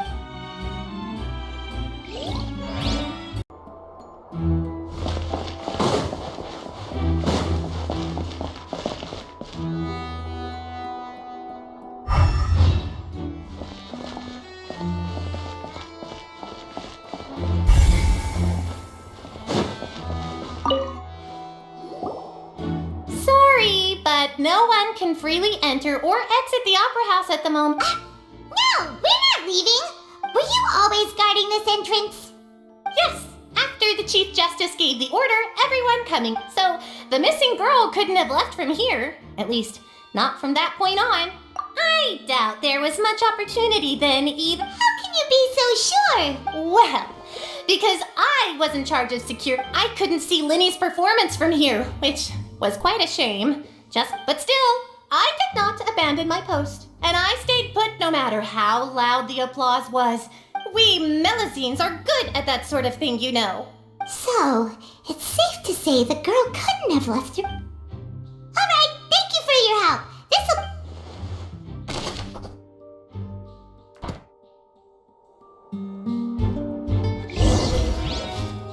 We've checked everything of note here at the performance venue. Paimon wonders how Linny's discussion with the guards is going. Let's go see, shall we? Ooh, things are getting interesting, huh? Understood. Then I will be going with you. Just so you're aware, I will be monitoring your actions and making notes as necessary. Very good. Thanks for being so agreeable. I'd pull a rose out of my hat as a gift for you if I could. You may spare the pleasantries. I'm just doing my job. You've arrived. Who's this? Me? I'm Spina di Rosula's guardian angel. If you've got a problem, I've got the firepower. Sorry, I got a little carried away there. Call me Navia. I'm a partner of theirs, and these are my companions. Would you mind if they join as well? Fine by me. Oh, new helpers? I would be most grateful. Well, let's just say we're tagging along. It's not every day you get to see the secrets behind magic performed on such a large scale. I appreciate your kind interest. Come with me. We'll be heading below stage. Huh? Below stage? Yes, a world of secrets is hidden beneath this magic box, prepared specifically for this switcheroo trick. But before I reveal everything, you should have a look first. Notice anything strange here?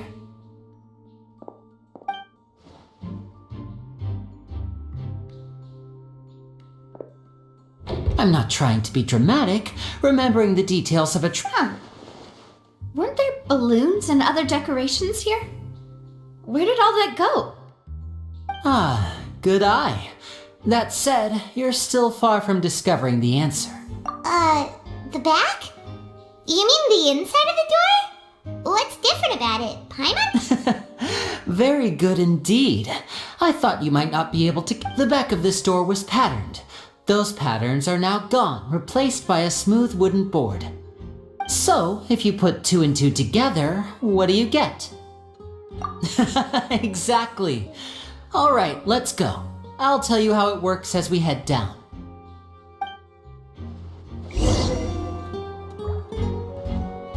Oh, so there was a passageway under the magic box! I knew you'd figure out most of it as soon as you saw this place. The 2 magic boxes are positioned right above the 2 entrances of the tunnel. See this flatbed trolley? The box with the lucky audience member in it would be shuttled over to the other side using the trolley. This trolley can raise and lower and even rotate, ensuring that the box will face in the right direction. I see. So that's the purpose of the box inside another box. Precisely. The inner box would descend after the audience member was put inside and be moved along the trolley, all while the outer box would remain on stage as if nothing had ever changed. So that's how you did it!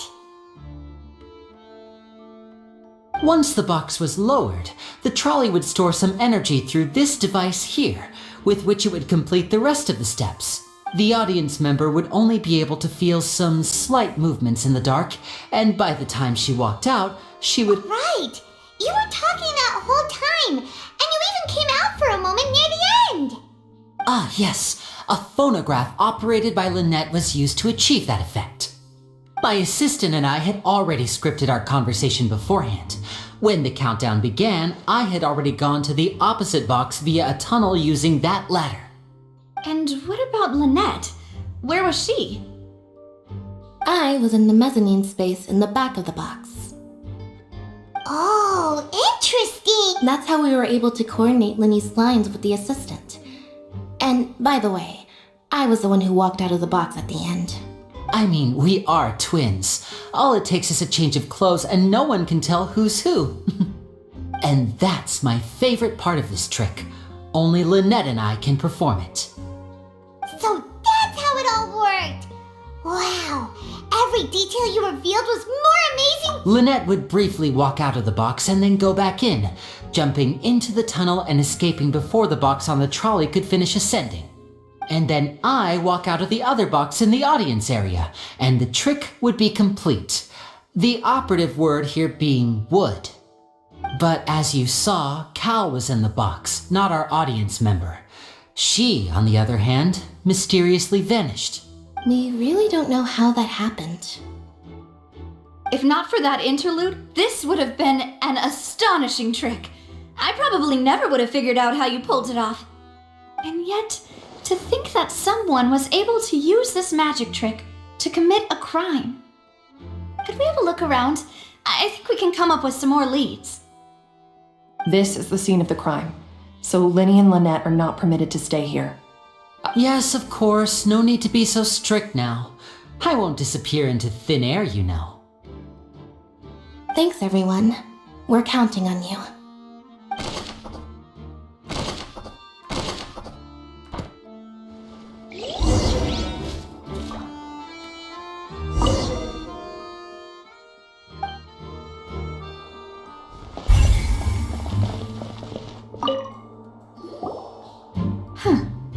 What's this? Looks like a hook tied to the end of a rope. Huh? There's all kinds of odds and ends here. Perhaps it was a prop for a different trick. But why would it have been left here? Whatever it is, let's make a note of it first.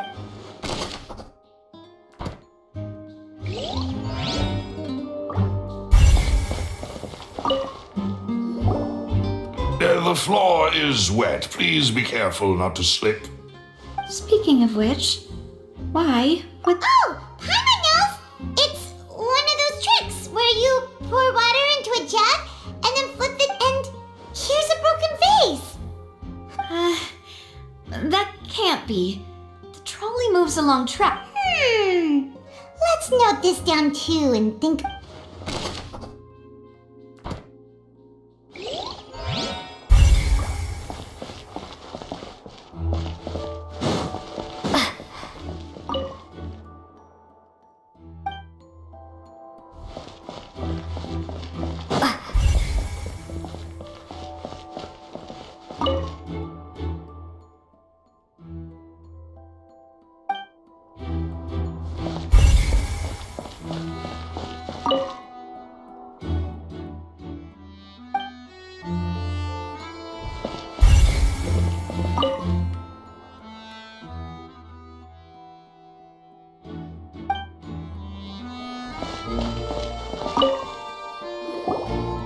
What is this place?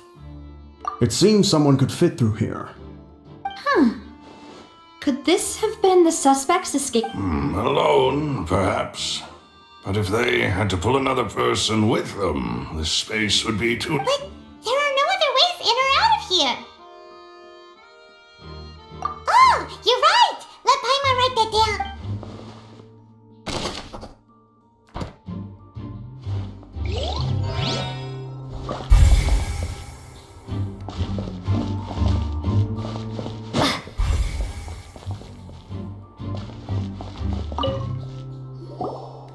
Oh, these are the clothes that the lady chosen from the audience was wearing. Her clothes are here, but she's nowhere to be found. Right. And do you really need to do that if you're kidnapping them? Ugh, this is so confusing. Paimon doesn't want to be a detective anymore.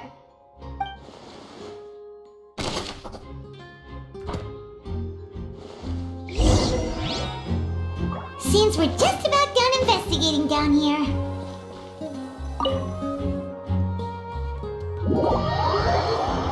Yes, let's head back up. Well, we've ascertained the state of the crime scene. Let's find a place to sort out our findings once Malouse returns. Seems to me that there are several things that don't add up here. Apologies for the wait, demoiselle. So, what did the guards say? Did the criminal escape through the vent? They believe the odds of that are very low, since the vent leads to the opera house. The guards have checked the area carefully. No one left through the basement during the performance or after the incident. So the tunnels become like a secret chamber then! You know, like the kind you usually see in the... The plot thickens. Halsey's disappearance and Cowell's death. No wonder Farina was so confident in her accusation.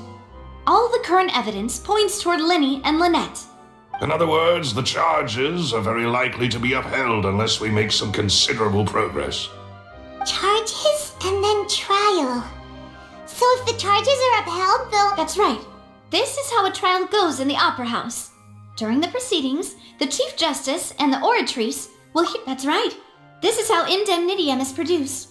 The statements from both sides, the defenses from attorneys, witness testimonies, and even the audience's emotions will, to put it simply, it's as if the oratrice has its own will, and is a judge in its own right. This also precludes any kind of favoritism on the part of the Chief Justice.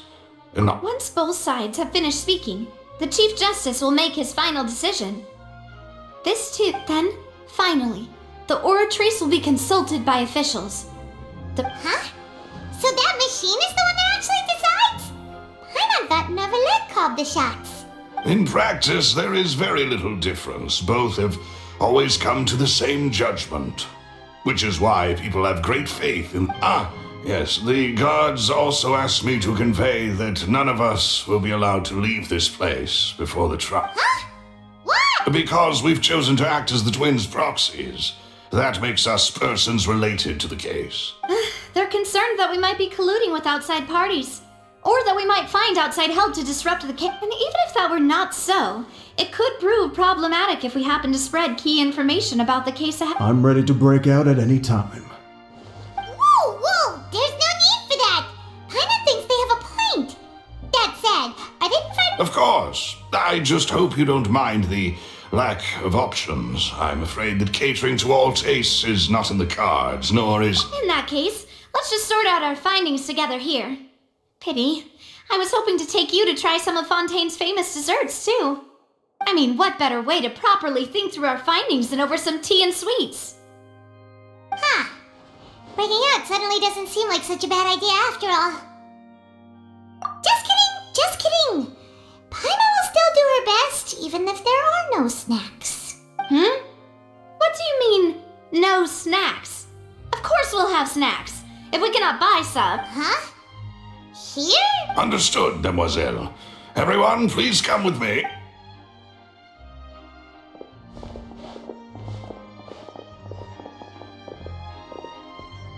Wait, you're carrying a portable stove with you? Yes, I must be prepared to meet the demoiselle's baking needs whenever the fancy strikes her. I have eggs, sugar, and almonds at the ready. Good work, you two. Then I'll get to it.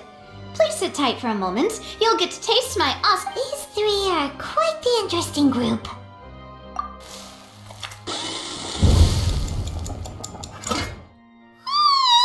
And Paimon thought it smelled good while it was still in the oven. Oh, it's even better now. From the way you had these two guys carrying all that stuff around, Paimon thought you'd have them do more during the baking part, but you ended up doing the entire thing by yourself. Beating the egg whites, grinding almonds. I was applauding. And I was giving encouraging smiles. Paimon was just thinking, aren't you worried about getting your fancy dress dirty, beating egg whites and baking them? Well, I don't think it's carved in stone anywhere that fancy ladies can only read books, sip tea, ride horses. Don't underestimate beating egg whites, by the way. It's a real arm workout. You also need to beat them to just the right consistency. Anyway, give these a try. Fresh out of the oven. There's 3. Only 3? Well, eating too many sweet treats might send all that sugar to your head. Tea is ready to be served as well. This is Demoiselle's fate. No need for concern. I'm merely doing as I All right then. Down to business. As Paimon mentioned previously, the tunnel seems to... However, we can assume that Linny and Lynette were not alone within it. Some criminal also occupied its sealed confines.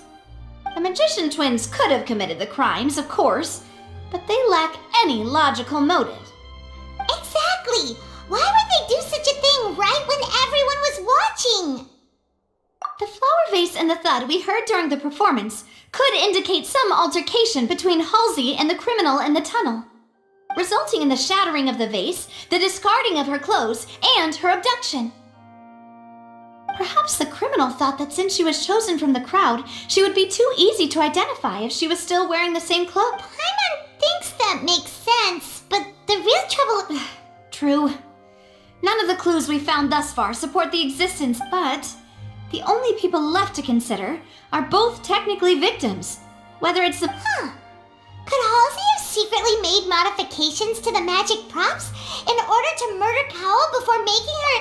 That's right. And even if she had tampered with the setup, she would need to understand the entire trick to pull it off. Nor does she have any motive. The guard said that she has never had any dealings with the magic trick. Were we not thorough enough in our search? From the sound of things, this is turning into an impossible case. Your macarons are amazing though, Navia. They smell great! They're nice and crisp and super sweet. They are my specialty after all. And I see you've already had 5 of them. What? 5? Oh, that can't be right. Paimon only counted 3. Please don't worry about it. At my age, a few less sweets might actually be a good... No. Being greedy is one thing, but Paimon knows how to count. Besides, Paimon knows that if she ate too many, then others wouldn't have enough.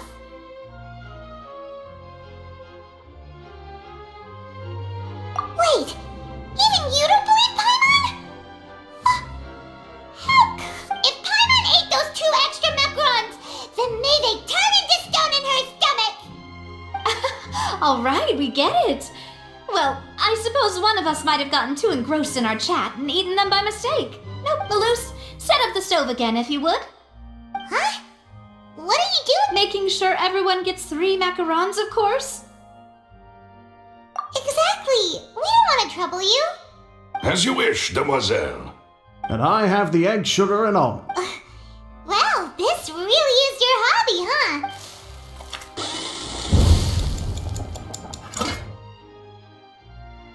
Well, that's it for snack time. I'm going to have another look around the area. I don't know what we're looking for yet, but we've still got some time. As attorneys, I suggest the 2 of you think that it would be awkward if you got all tongue-tied on stage during the trial. Alright, thanks for your help, and for the snacks. It was nothing. A small task for the Spina di Rosula. Silver, Malus, it's time to go. I'll be back if I find anything new.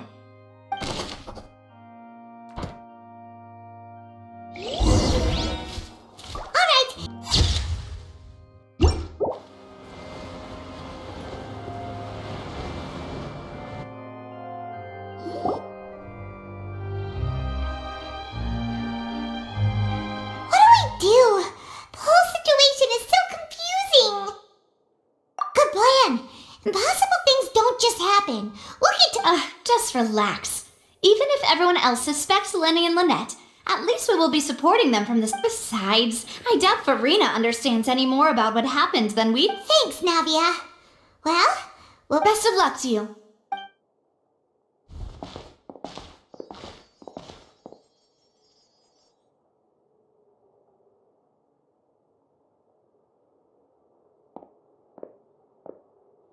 Finally, you're back.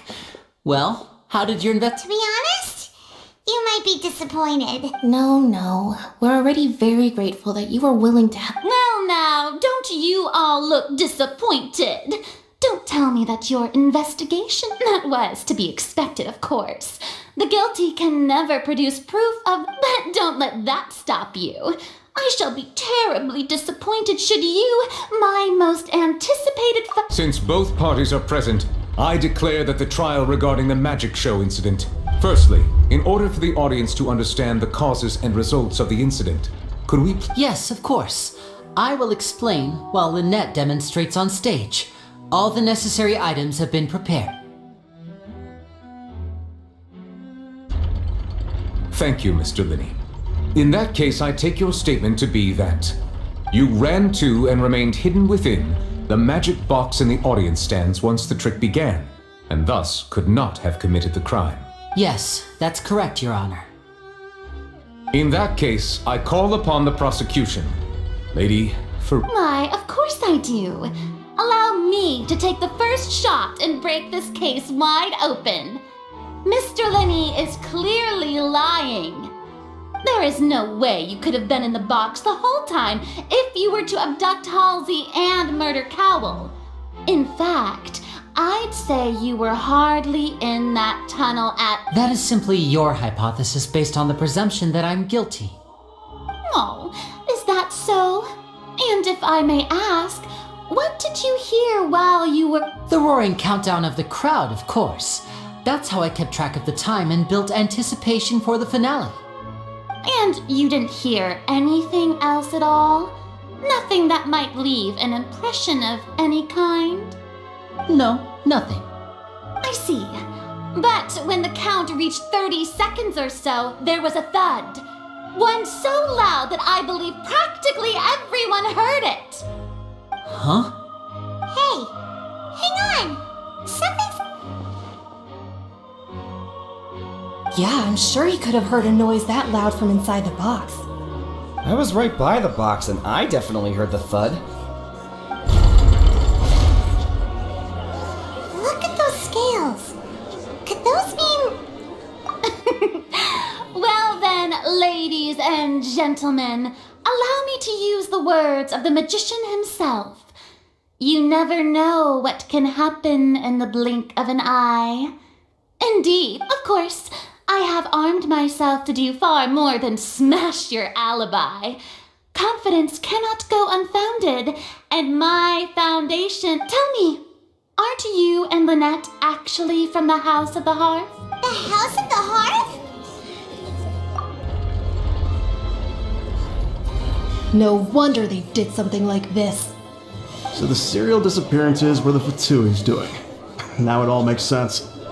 I've got a feeling that what happened on stage probably wasn't just an accident.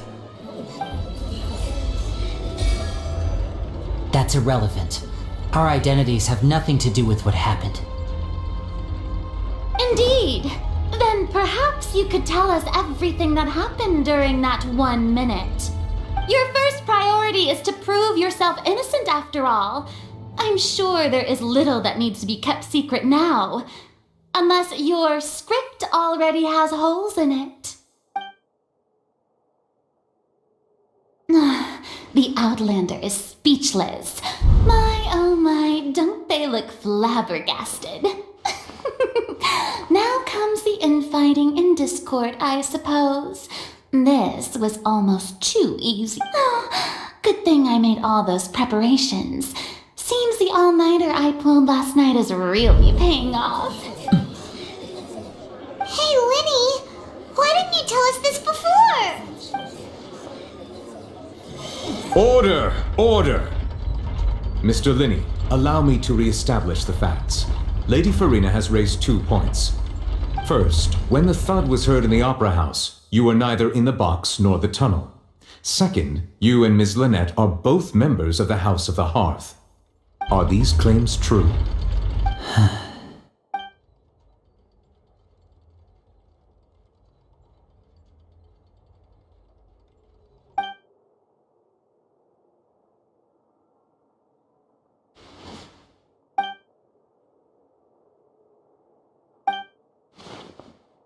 Please answer my question, Mr. Linney. I'm sorry.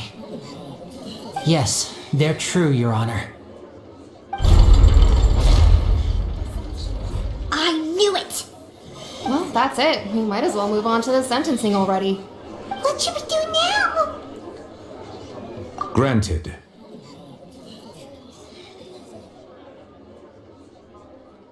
In that case, what is your request? Is that really necessary? They're already as good as guilty. The defendant deceived their own attorneys. What is there left to discuss? Order! Order, I say! Your request is reasonable, and we shall adjourn. This trial will reconvene in 1 hour. So you would stick to Mr. Linney's defense even after knowing what you do now?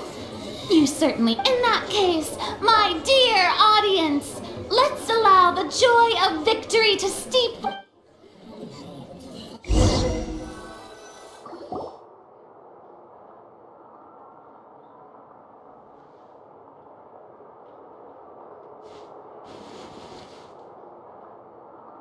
Well, this is awkward.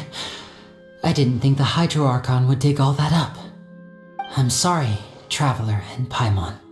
Yeah, sorry. Paimon doesn't know where to start. We trusted you two. We based our entire reasoning on the assumption that you weren't bad guys. Not to set the wrong tone or anything, but Paimon's really mad! I'm very sorry.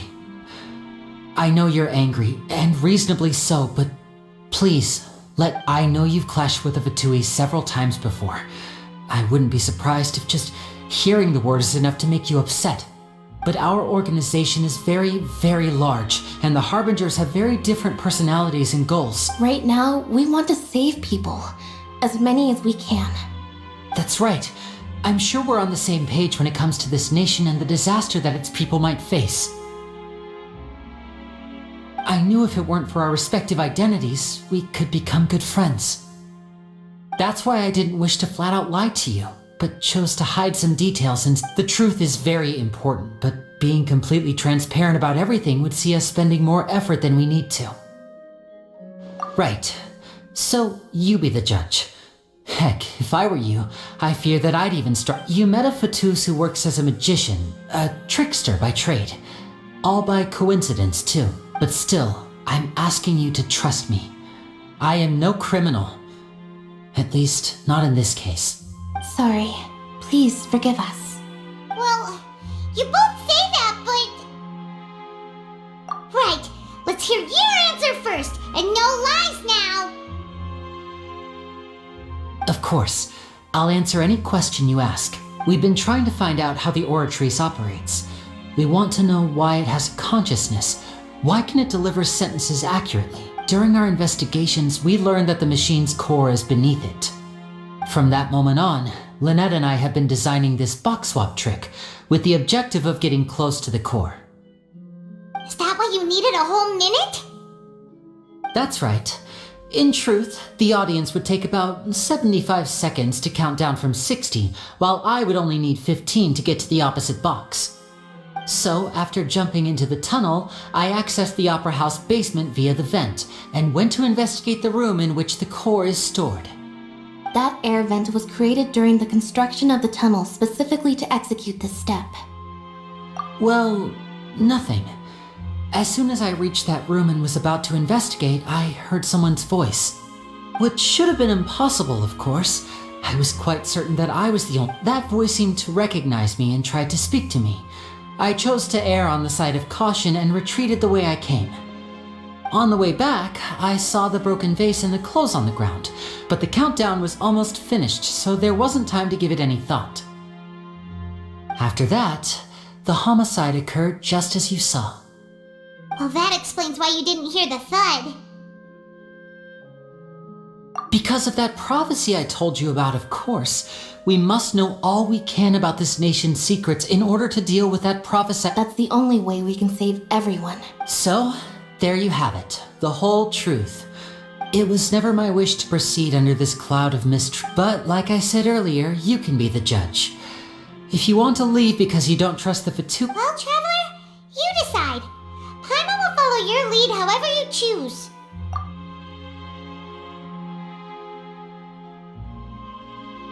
Okay, thank you. Thanks for giving us a chance. The current problem is that the scales are tipped pretty badly against you two. If we want to refute the Hydro Archon's accusations, we're gonna need a seriously watered— Huh? Oh, Paimon thinks she gets—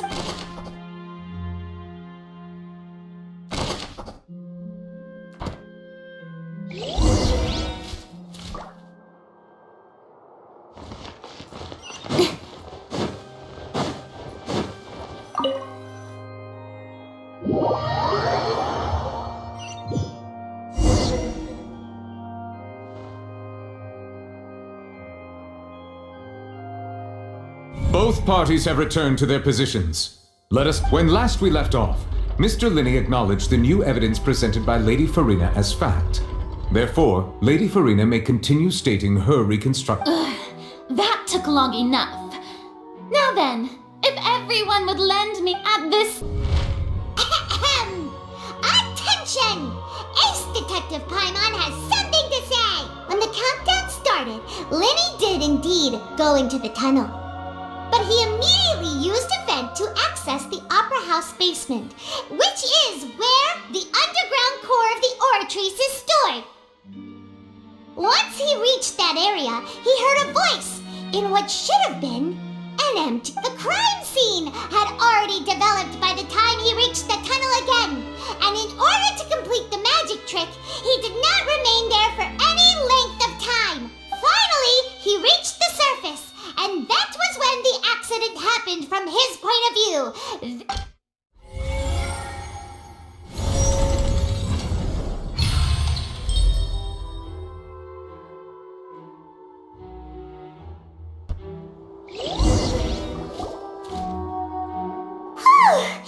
Paimon did it! Paimon— In other words, you believe that he knew nothing of the incident? That's right! My reasoning?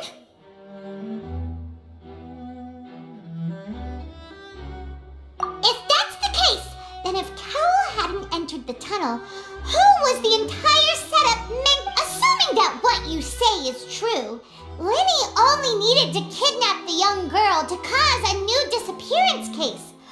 Oh, they have a point. That's right, you tell him! And that's why they're partners of mine.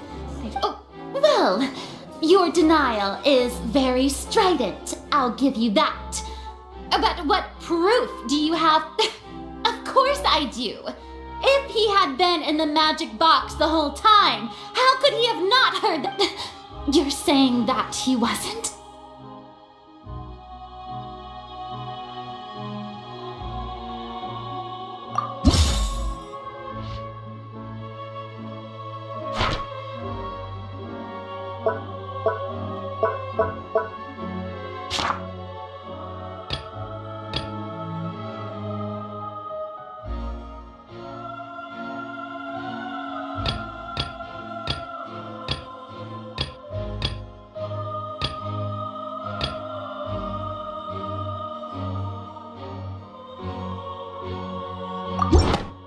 Sure, we don't need to give this more— That's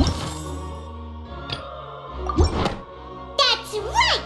Linney wasn't in the box or in the tunnel! This means that when the crime happened—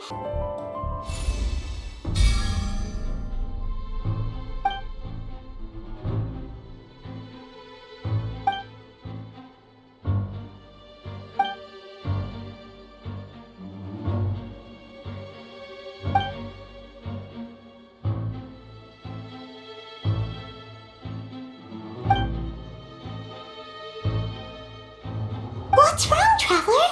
Are you still having trouble figuring? I see how it is. So this was all just a bluff. And here I thought you had something to Look, since we're at a dead end, why not consider it different? Just like the trick as it transpired, the end result must have been utterly different from the If only we knew how Halsey disappeared. Well, that would be nice, but the tunnel only has 3 exits, and none of them seem very likely. And it's not like this is a magic trick where you can just make a real life... Excuse my interruption, dear opponents, but do you not see that the crowd is growing...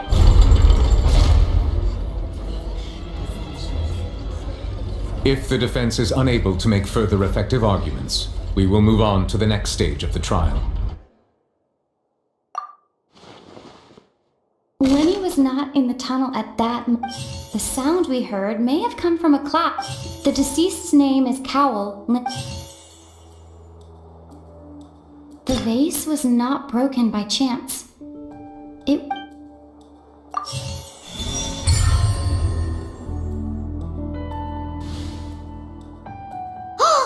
Paimon gets it! It all comes together if Halsey disappeared instead of being kidnapped! Lynette escaped from the water tank, vanishing gradually and leaving only clothes behind.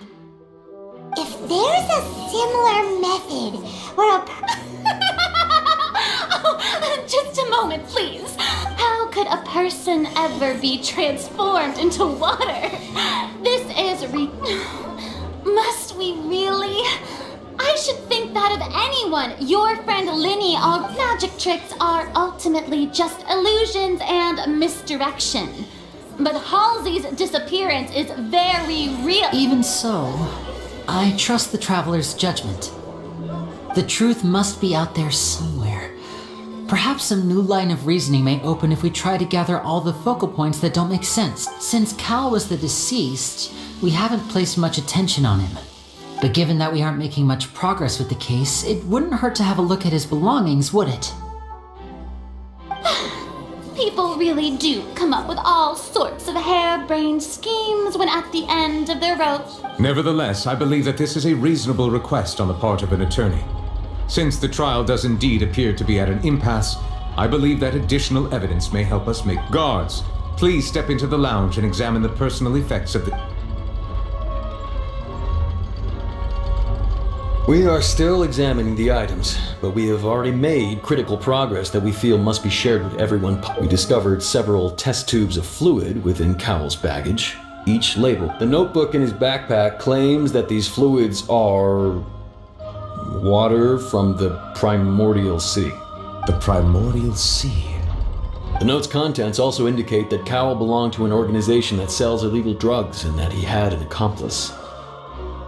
The notebook has many entries concerning safe usage of these fluids, in which the keyword dissolve appears. One of these tubes was labeled Opera Epiclese, along with yesterday's date. It is empty. The notes also state that these dissolution properties work exclusively on people from Fontaine. It's likely that Halsey was chosen as some sort of test subject. As such, we believe that the defense's hypothesis is, in fact, supported by... You gotta be kidding! People dissolving into water? Could something so ridiculous actually be true? Wait a moment. This reminds me of a certain prophecy, but it's just a coincidence, isn't it? If people can become water, does that mean that the water tank's real use was as a means to hide water stains? Wait just a minute. Could that mean... Demoiselle, wait! What about your partners? Let's go. Just trust me. Order! Order! It is undeniable that further examination of the deceased's personal effects has yielded some surprising results, but we cannot yet verify the veracity of these clues. Still, let us assume that these clues are indeed authentic, albeit with the understanding that Ms. Halsey has yet to be found. Guards, please continue examining the items along these lines. Mr. Linney, it appears your hypothesis is supported by the evidence, so please continue speaking. Of course. Thank you, Your Honor. If we uphold this hypothesis, I believe that many of this case's seemingly unrelated clues can be connected together. Right! Like the metal hook! That one didn't... Let's think about this. Cowell's methods must have something to do with that water from the primordial... The rope that strung the water... Now it seems like the hook rope was... The water from the primordial sea... Lynette was in the magic box on stage the entire time. Did she have... The deceased's name is Cowell.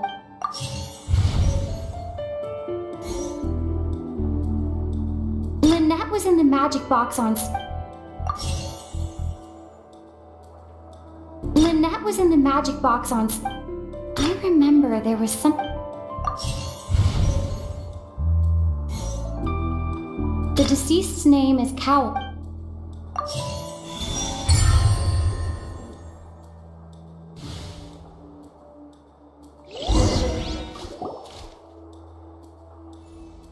Ahem!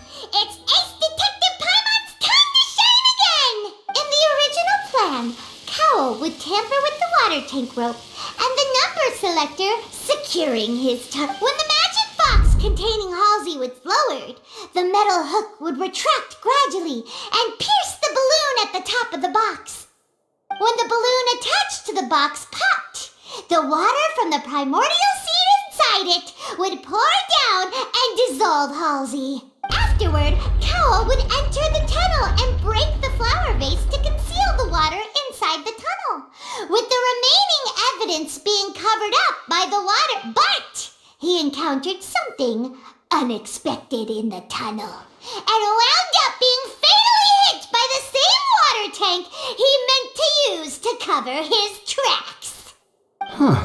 That does make sense. That actually links together a lot of the more confusing pieces of evidence.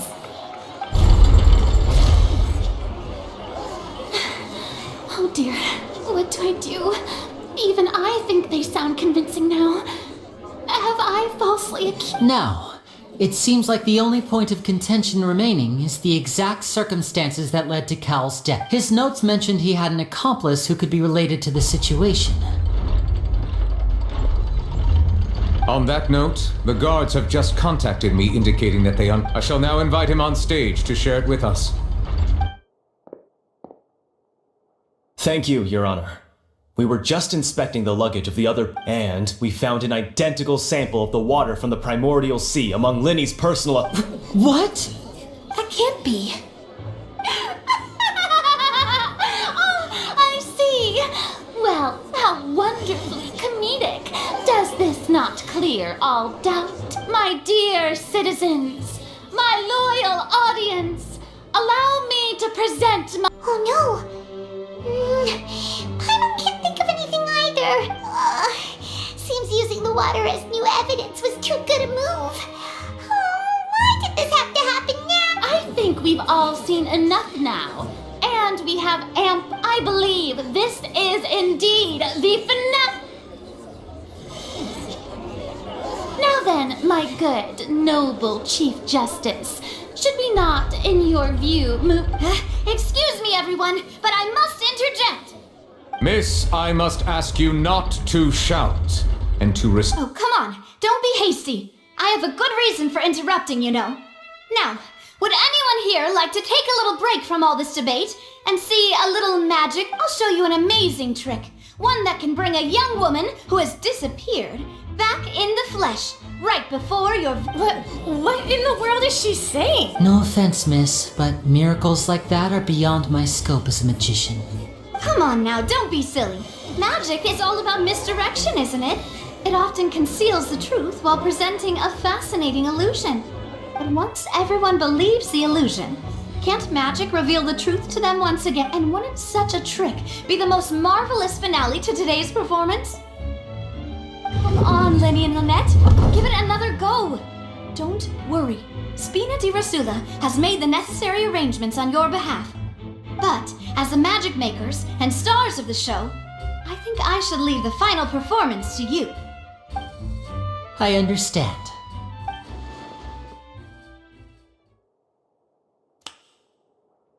voila!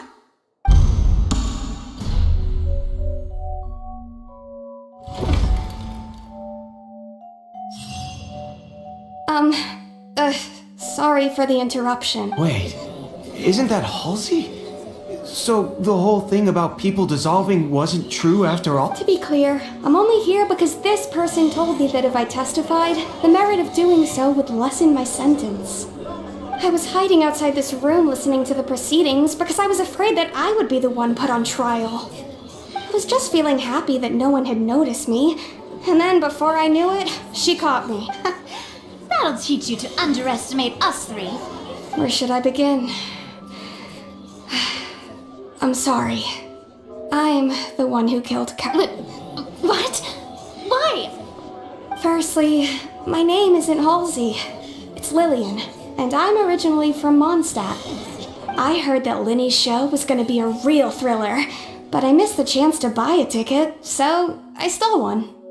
That's how I make a living. I steal stuff here and there, and I'd never been caught before. But I was noticed at the harbor a few days ago, and I barely got away. Linny was the one who caught me in the act. Hey! No wonder you look familiar! So you were the thief! Liddy even mentioned that you were pretty skilled. Well, and I thought that would have been the end of it, but then the number selector chose me. He even mentioned the Fortress of Meripede. That's a prison, isn't it? So you can imagine how shocked I was. I thought he was on to me for sure. So I played along with the show while looking for an opening to flee, but then I got water poured on me for no reason, and then someone jumped into the tunnel to nab me. I wasn't going to take that lying down, so I knocked him out and stuffed him into the box. There was nowhere to run from there, though, so I had to change my clothes and hide in a box containing performance costumes. I slipped out after the first guard arrived at the scene and continued hiding inside the opera house. Can a person even hide in there? But I swear I didn't know that the water tank would fall down. Really, I swear it. Had I known that, I wouldn't have put him in the magic box. I may be a thief, but I'm no killer. Well, that makes everything pretty clear now, doesn't it? This time, Ben was afraid that she would be recognized if she... And it's Ace Detective Paimon time! Having been selected out of the blue, Lillian panicked. Her panic only intensified after she entered the tunnel and had water poured on her head. So she kicked the door open, producing the thud wheel. Hearing the commotion, Cowell leapt into the tunnel, only to discover that Lillian... He did not know that Lillian was not from Fontaine, but was mistakenly believing that the water from the primordial sea needed time to take effect. He tried to force Lillian. The two broke the flower vase during the struggle, but Lillian came out with no way of escaping. She changed her clothes and hid in the costume trunk until the performance.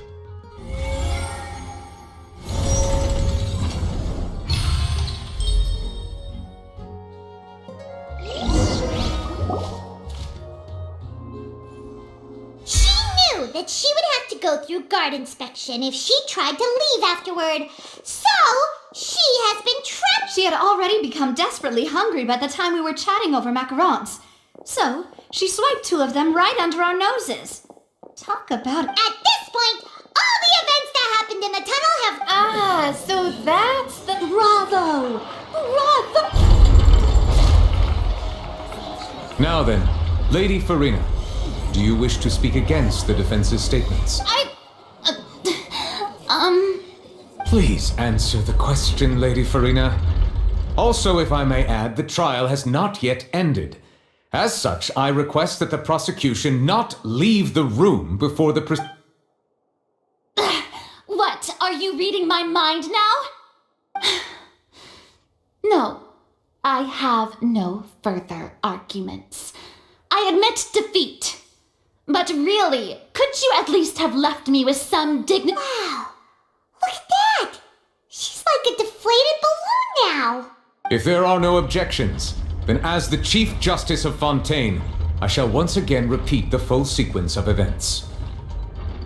The actual perpetrator of the serial disappearances, Cowell, selected his next victim from the audience reservation list.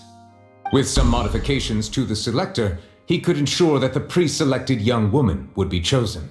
To cover up any evidence while committing the deed, Cowell thought of allowing the water tank to fall, which would conceal the water left behind. He also tampered with the rope suspending the water tank, using the fireworks at the end of the performance to cause the tank to drop and hide the watermarks. He poured the water from the primordial sea into a balloon during the preparation of the magic box and stuck it to the box's lid. Finally, he passed the prepared hook on a rope through the gap in the magic box's door when the magic trick officially began. The box containing the woman was lowered into the tunnel, tightening the hook rope and bursting the balloon containing. If all had gone to plan, the young woman would be dissolved at this time. However, Lillian was not from Fontaine and thus fled the box with a loud noise. Realizing that there was trouble, Cowell entered the tunnel and met Lillian. Thinking that the waters had not yet taken effect, he decided to proceed. However, his opponent was more capable than he thought, and he was overcome, knocked unconscious, and placed into the magic box, and thus became his own Lillian, according to her own statements, then changed clothes and hid until the performance ended, before hiding in other parts of the opera house. As for Linny, he was in the underground structures within the opera. From this reconstruction of events, we can conclude that Linny, the accused, is in fact... While there is much in Linny and Lillian's conduct that should still be investigated, this case, at least, can be handed over to the Oratrice to make the final decision.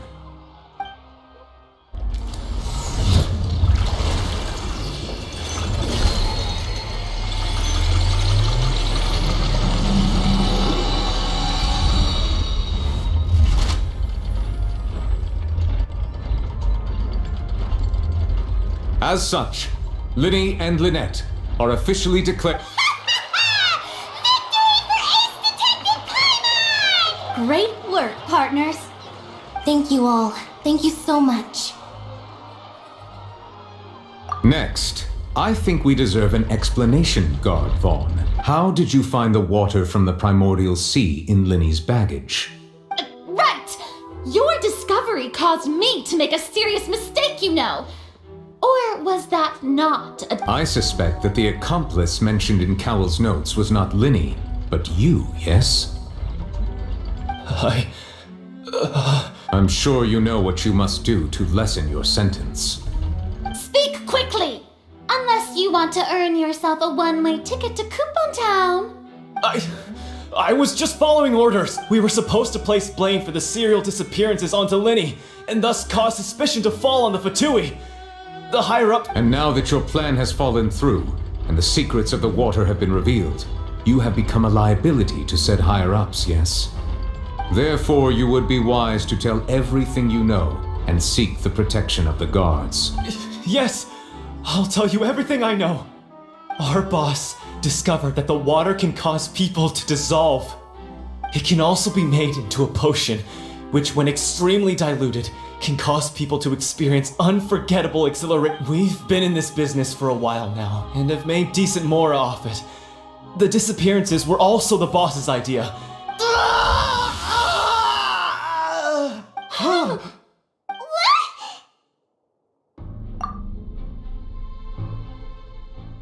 And now he can no longer talk.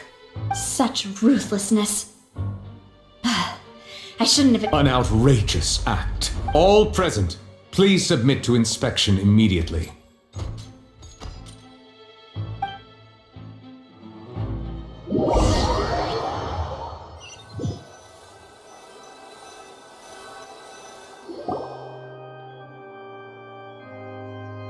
So, we're just going back now? That's true. Traveler, Paimon, please wait. Linny. I know you may not want to speak to me right now. Maybe you don't even want to look at me. But still, let me thank you again for defending me to the end, even after you learned that I'm a member of the Fatui. I guess. But regardless, I'd like the opportunity to set things. I didn't approach you with any ulterior motives or ill intent. I've spoken to you as myself, just plain Linny this entire. As for why I'm a fatus, it's because the goals of the House of the Hearth align with those of an orphan like. That was how Father, who you might know as the Knave, approached recruiting us back then too. The Knave? The one who controls the House of the Hearth? She's your father? That's right. And since we're here, I was wondering, would you mind hearing a story? Back when our parents first died, Lynette and I were left wandering. To survive, I took to surreptitiously observing an older street performer who did magic. It took me several days to figure out how I took my sister through several streets until we found a crowded corner, and we began to perform magic tricks. To my surprise, we proved to be pretty popular, and we could at least stop worrying about where our next meal would come from for a time. But I didn't want my sister to remain a street rat. Before long, an aristocrat came to me and claimed that he wished to take us in after watching my performance. So you went from orphans to nobility? That was how we felt at first too. As if fate was on our side and we could say goodbye to those. But I gradually discovered that while we were called foster children, he was really after my talent for magic. He would constantly take me to all sorts of banquets to garner attention, which he would then use to expand his social circles. That doesn't seem too bad either. Better than... It took a while for me to realize just how dark his... After one particular performance at a banquet, I discovered that Lynette was not on the same I waited a long time after we returned home, but she did not come back. I went to that noble's bedroom. The answer he gave me was, she caught the eye of the most eminent person at the banquet, so I sent her over as a gift. I mean, you'll be able to perform your magic regardless of who your assistant is, yes? Oh no. So he was gonna... But wouldn't Fontaine's laws deal with such... As far as outsiders are concerned, this is a relationship akin to adoption or foster care. And they have their ways of... I managed to ferret out the location of the mansion of that so-called eminent person and hurried through the night. But by the time I leave, all I saw was the moonlit ground covered in blood, and the knave standing there in the darkness. So, she'd already taken care... That's right. She had rescued my sister before she could come to any harm, and had even discovered several girls hidden in a basement, all of them orphans.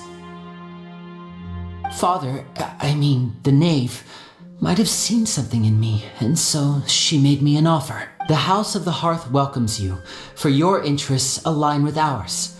Here, none will ever betray you.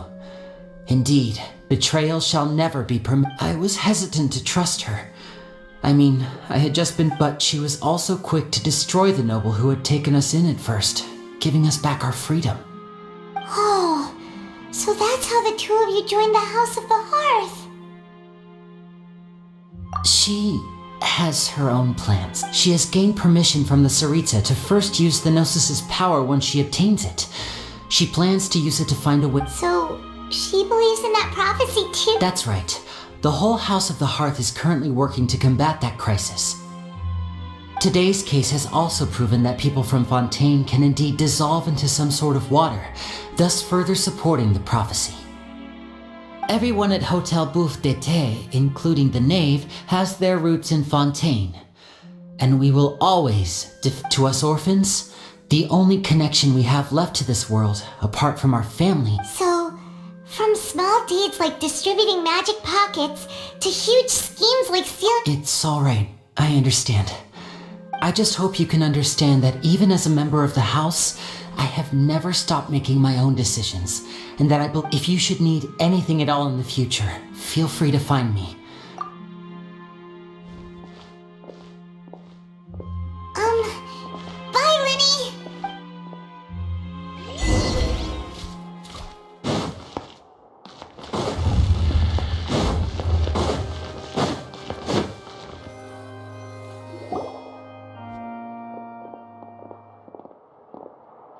Hey there! What was with the disappearing act you pulled right as the trial ended? Were you looking for us, Navia? Well, this whole thing isn't exactly over, is it?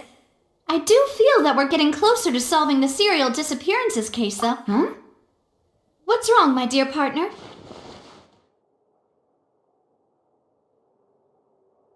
Besides, are you sure we're the ones who can crack a case that's been cold for decades now? And given that there's new evidence from the trial, there should be a trail of breadcrumbs for the hydro... Ah, I see. Well, I won't lie. I'm a little shocked to hear that from you. But sorry. I might have been too presumptuous. Don't say that, Navia. Oh, and we were having so much fun investigating with you, too.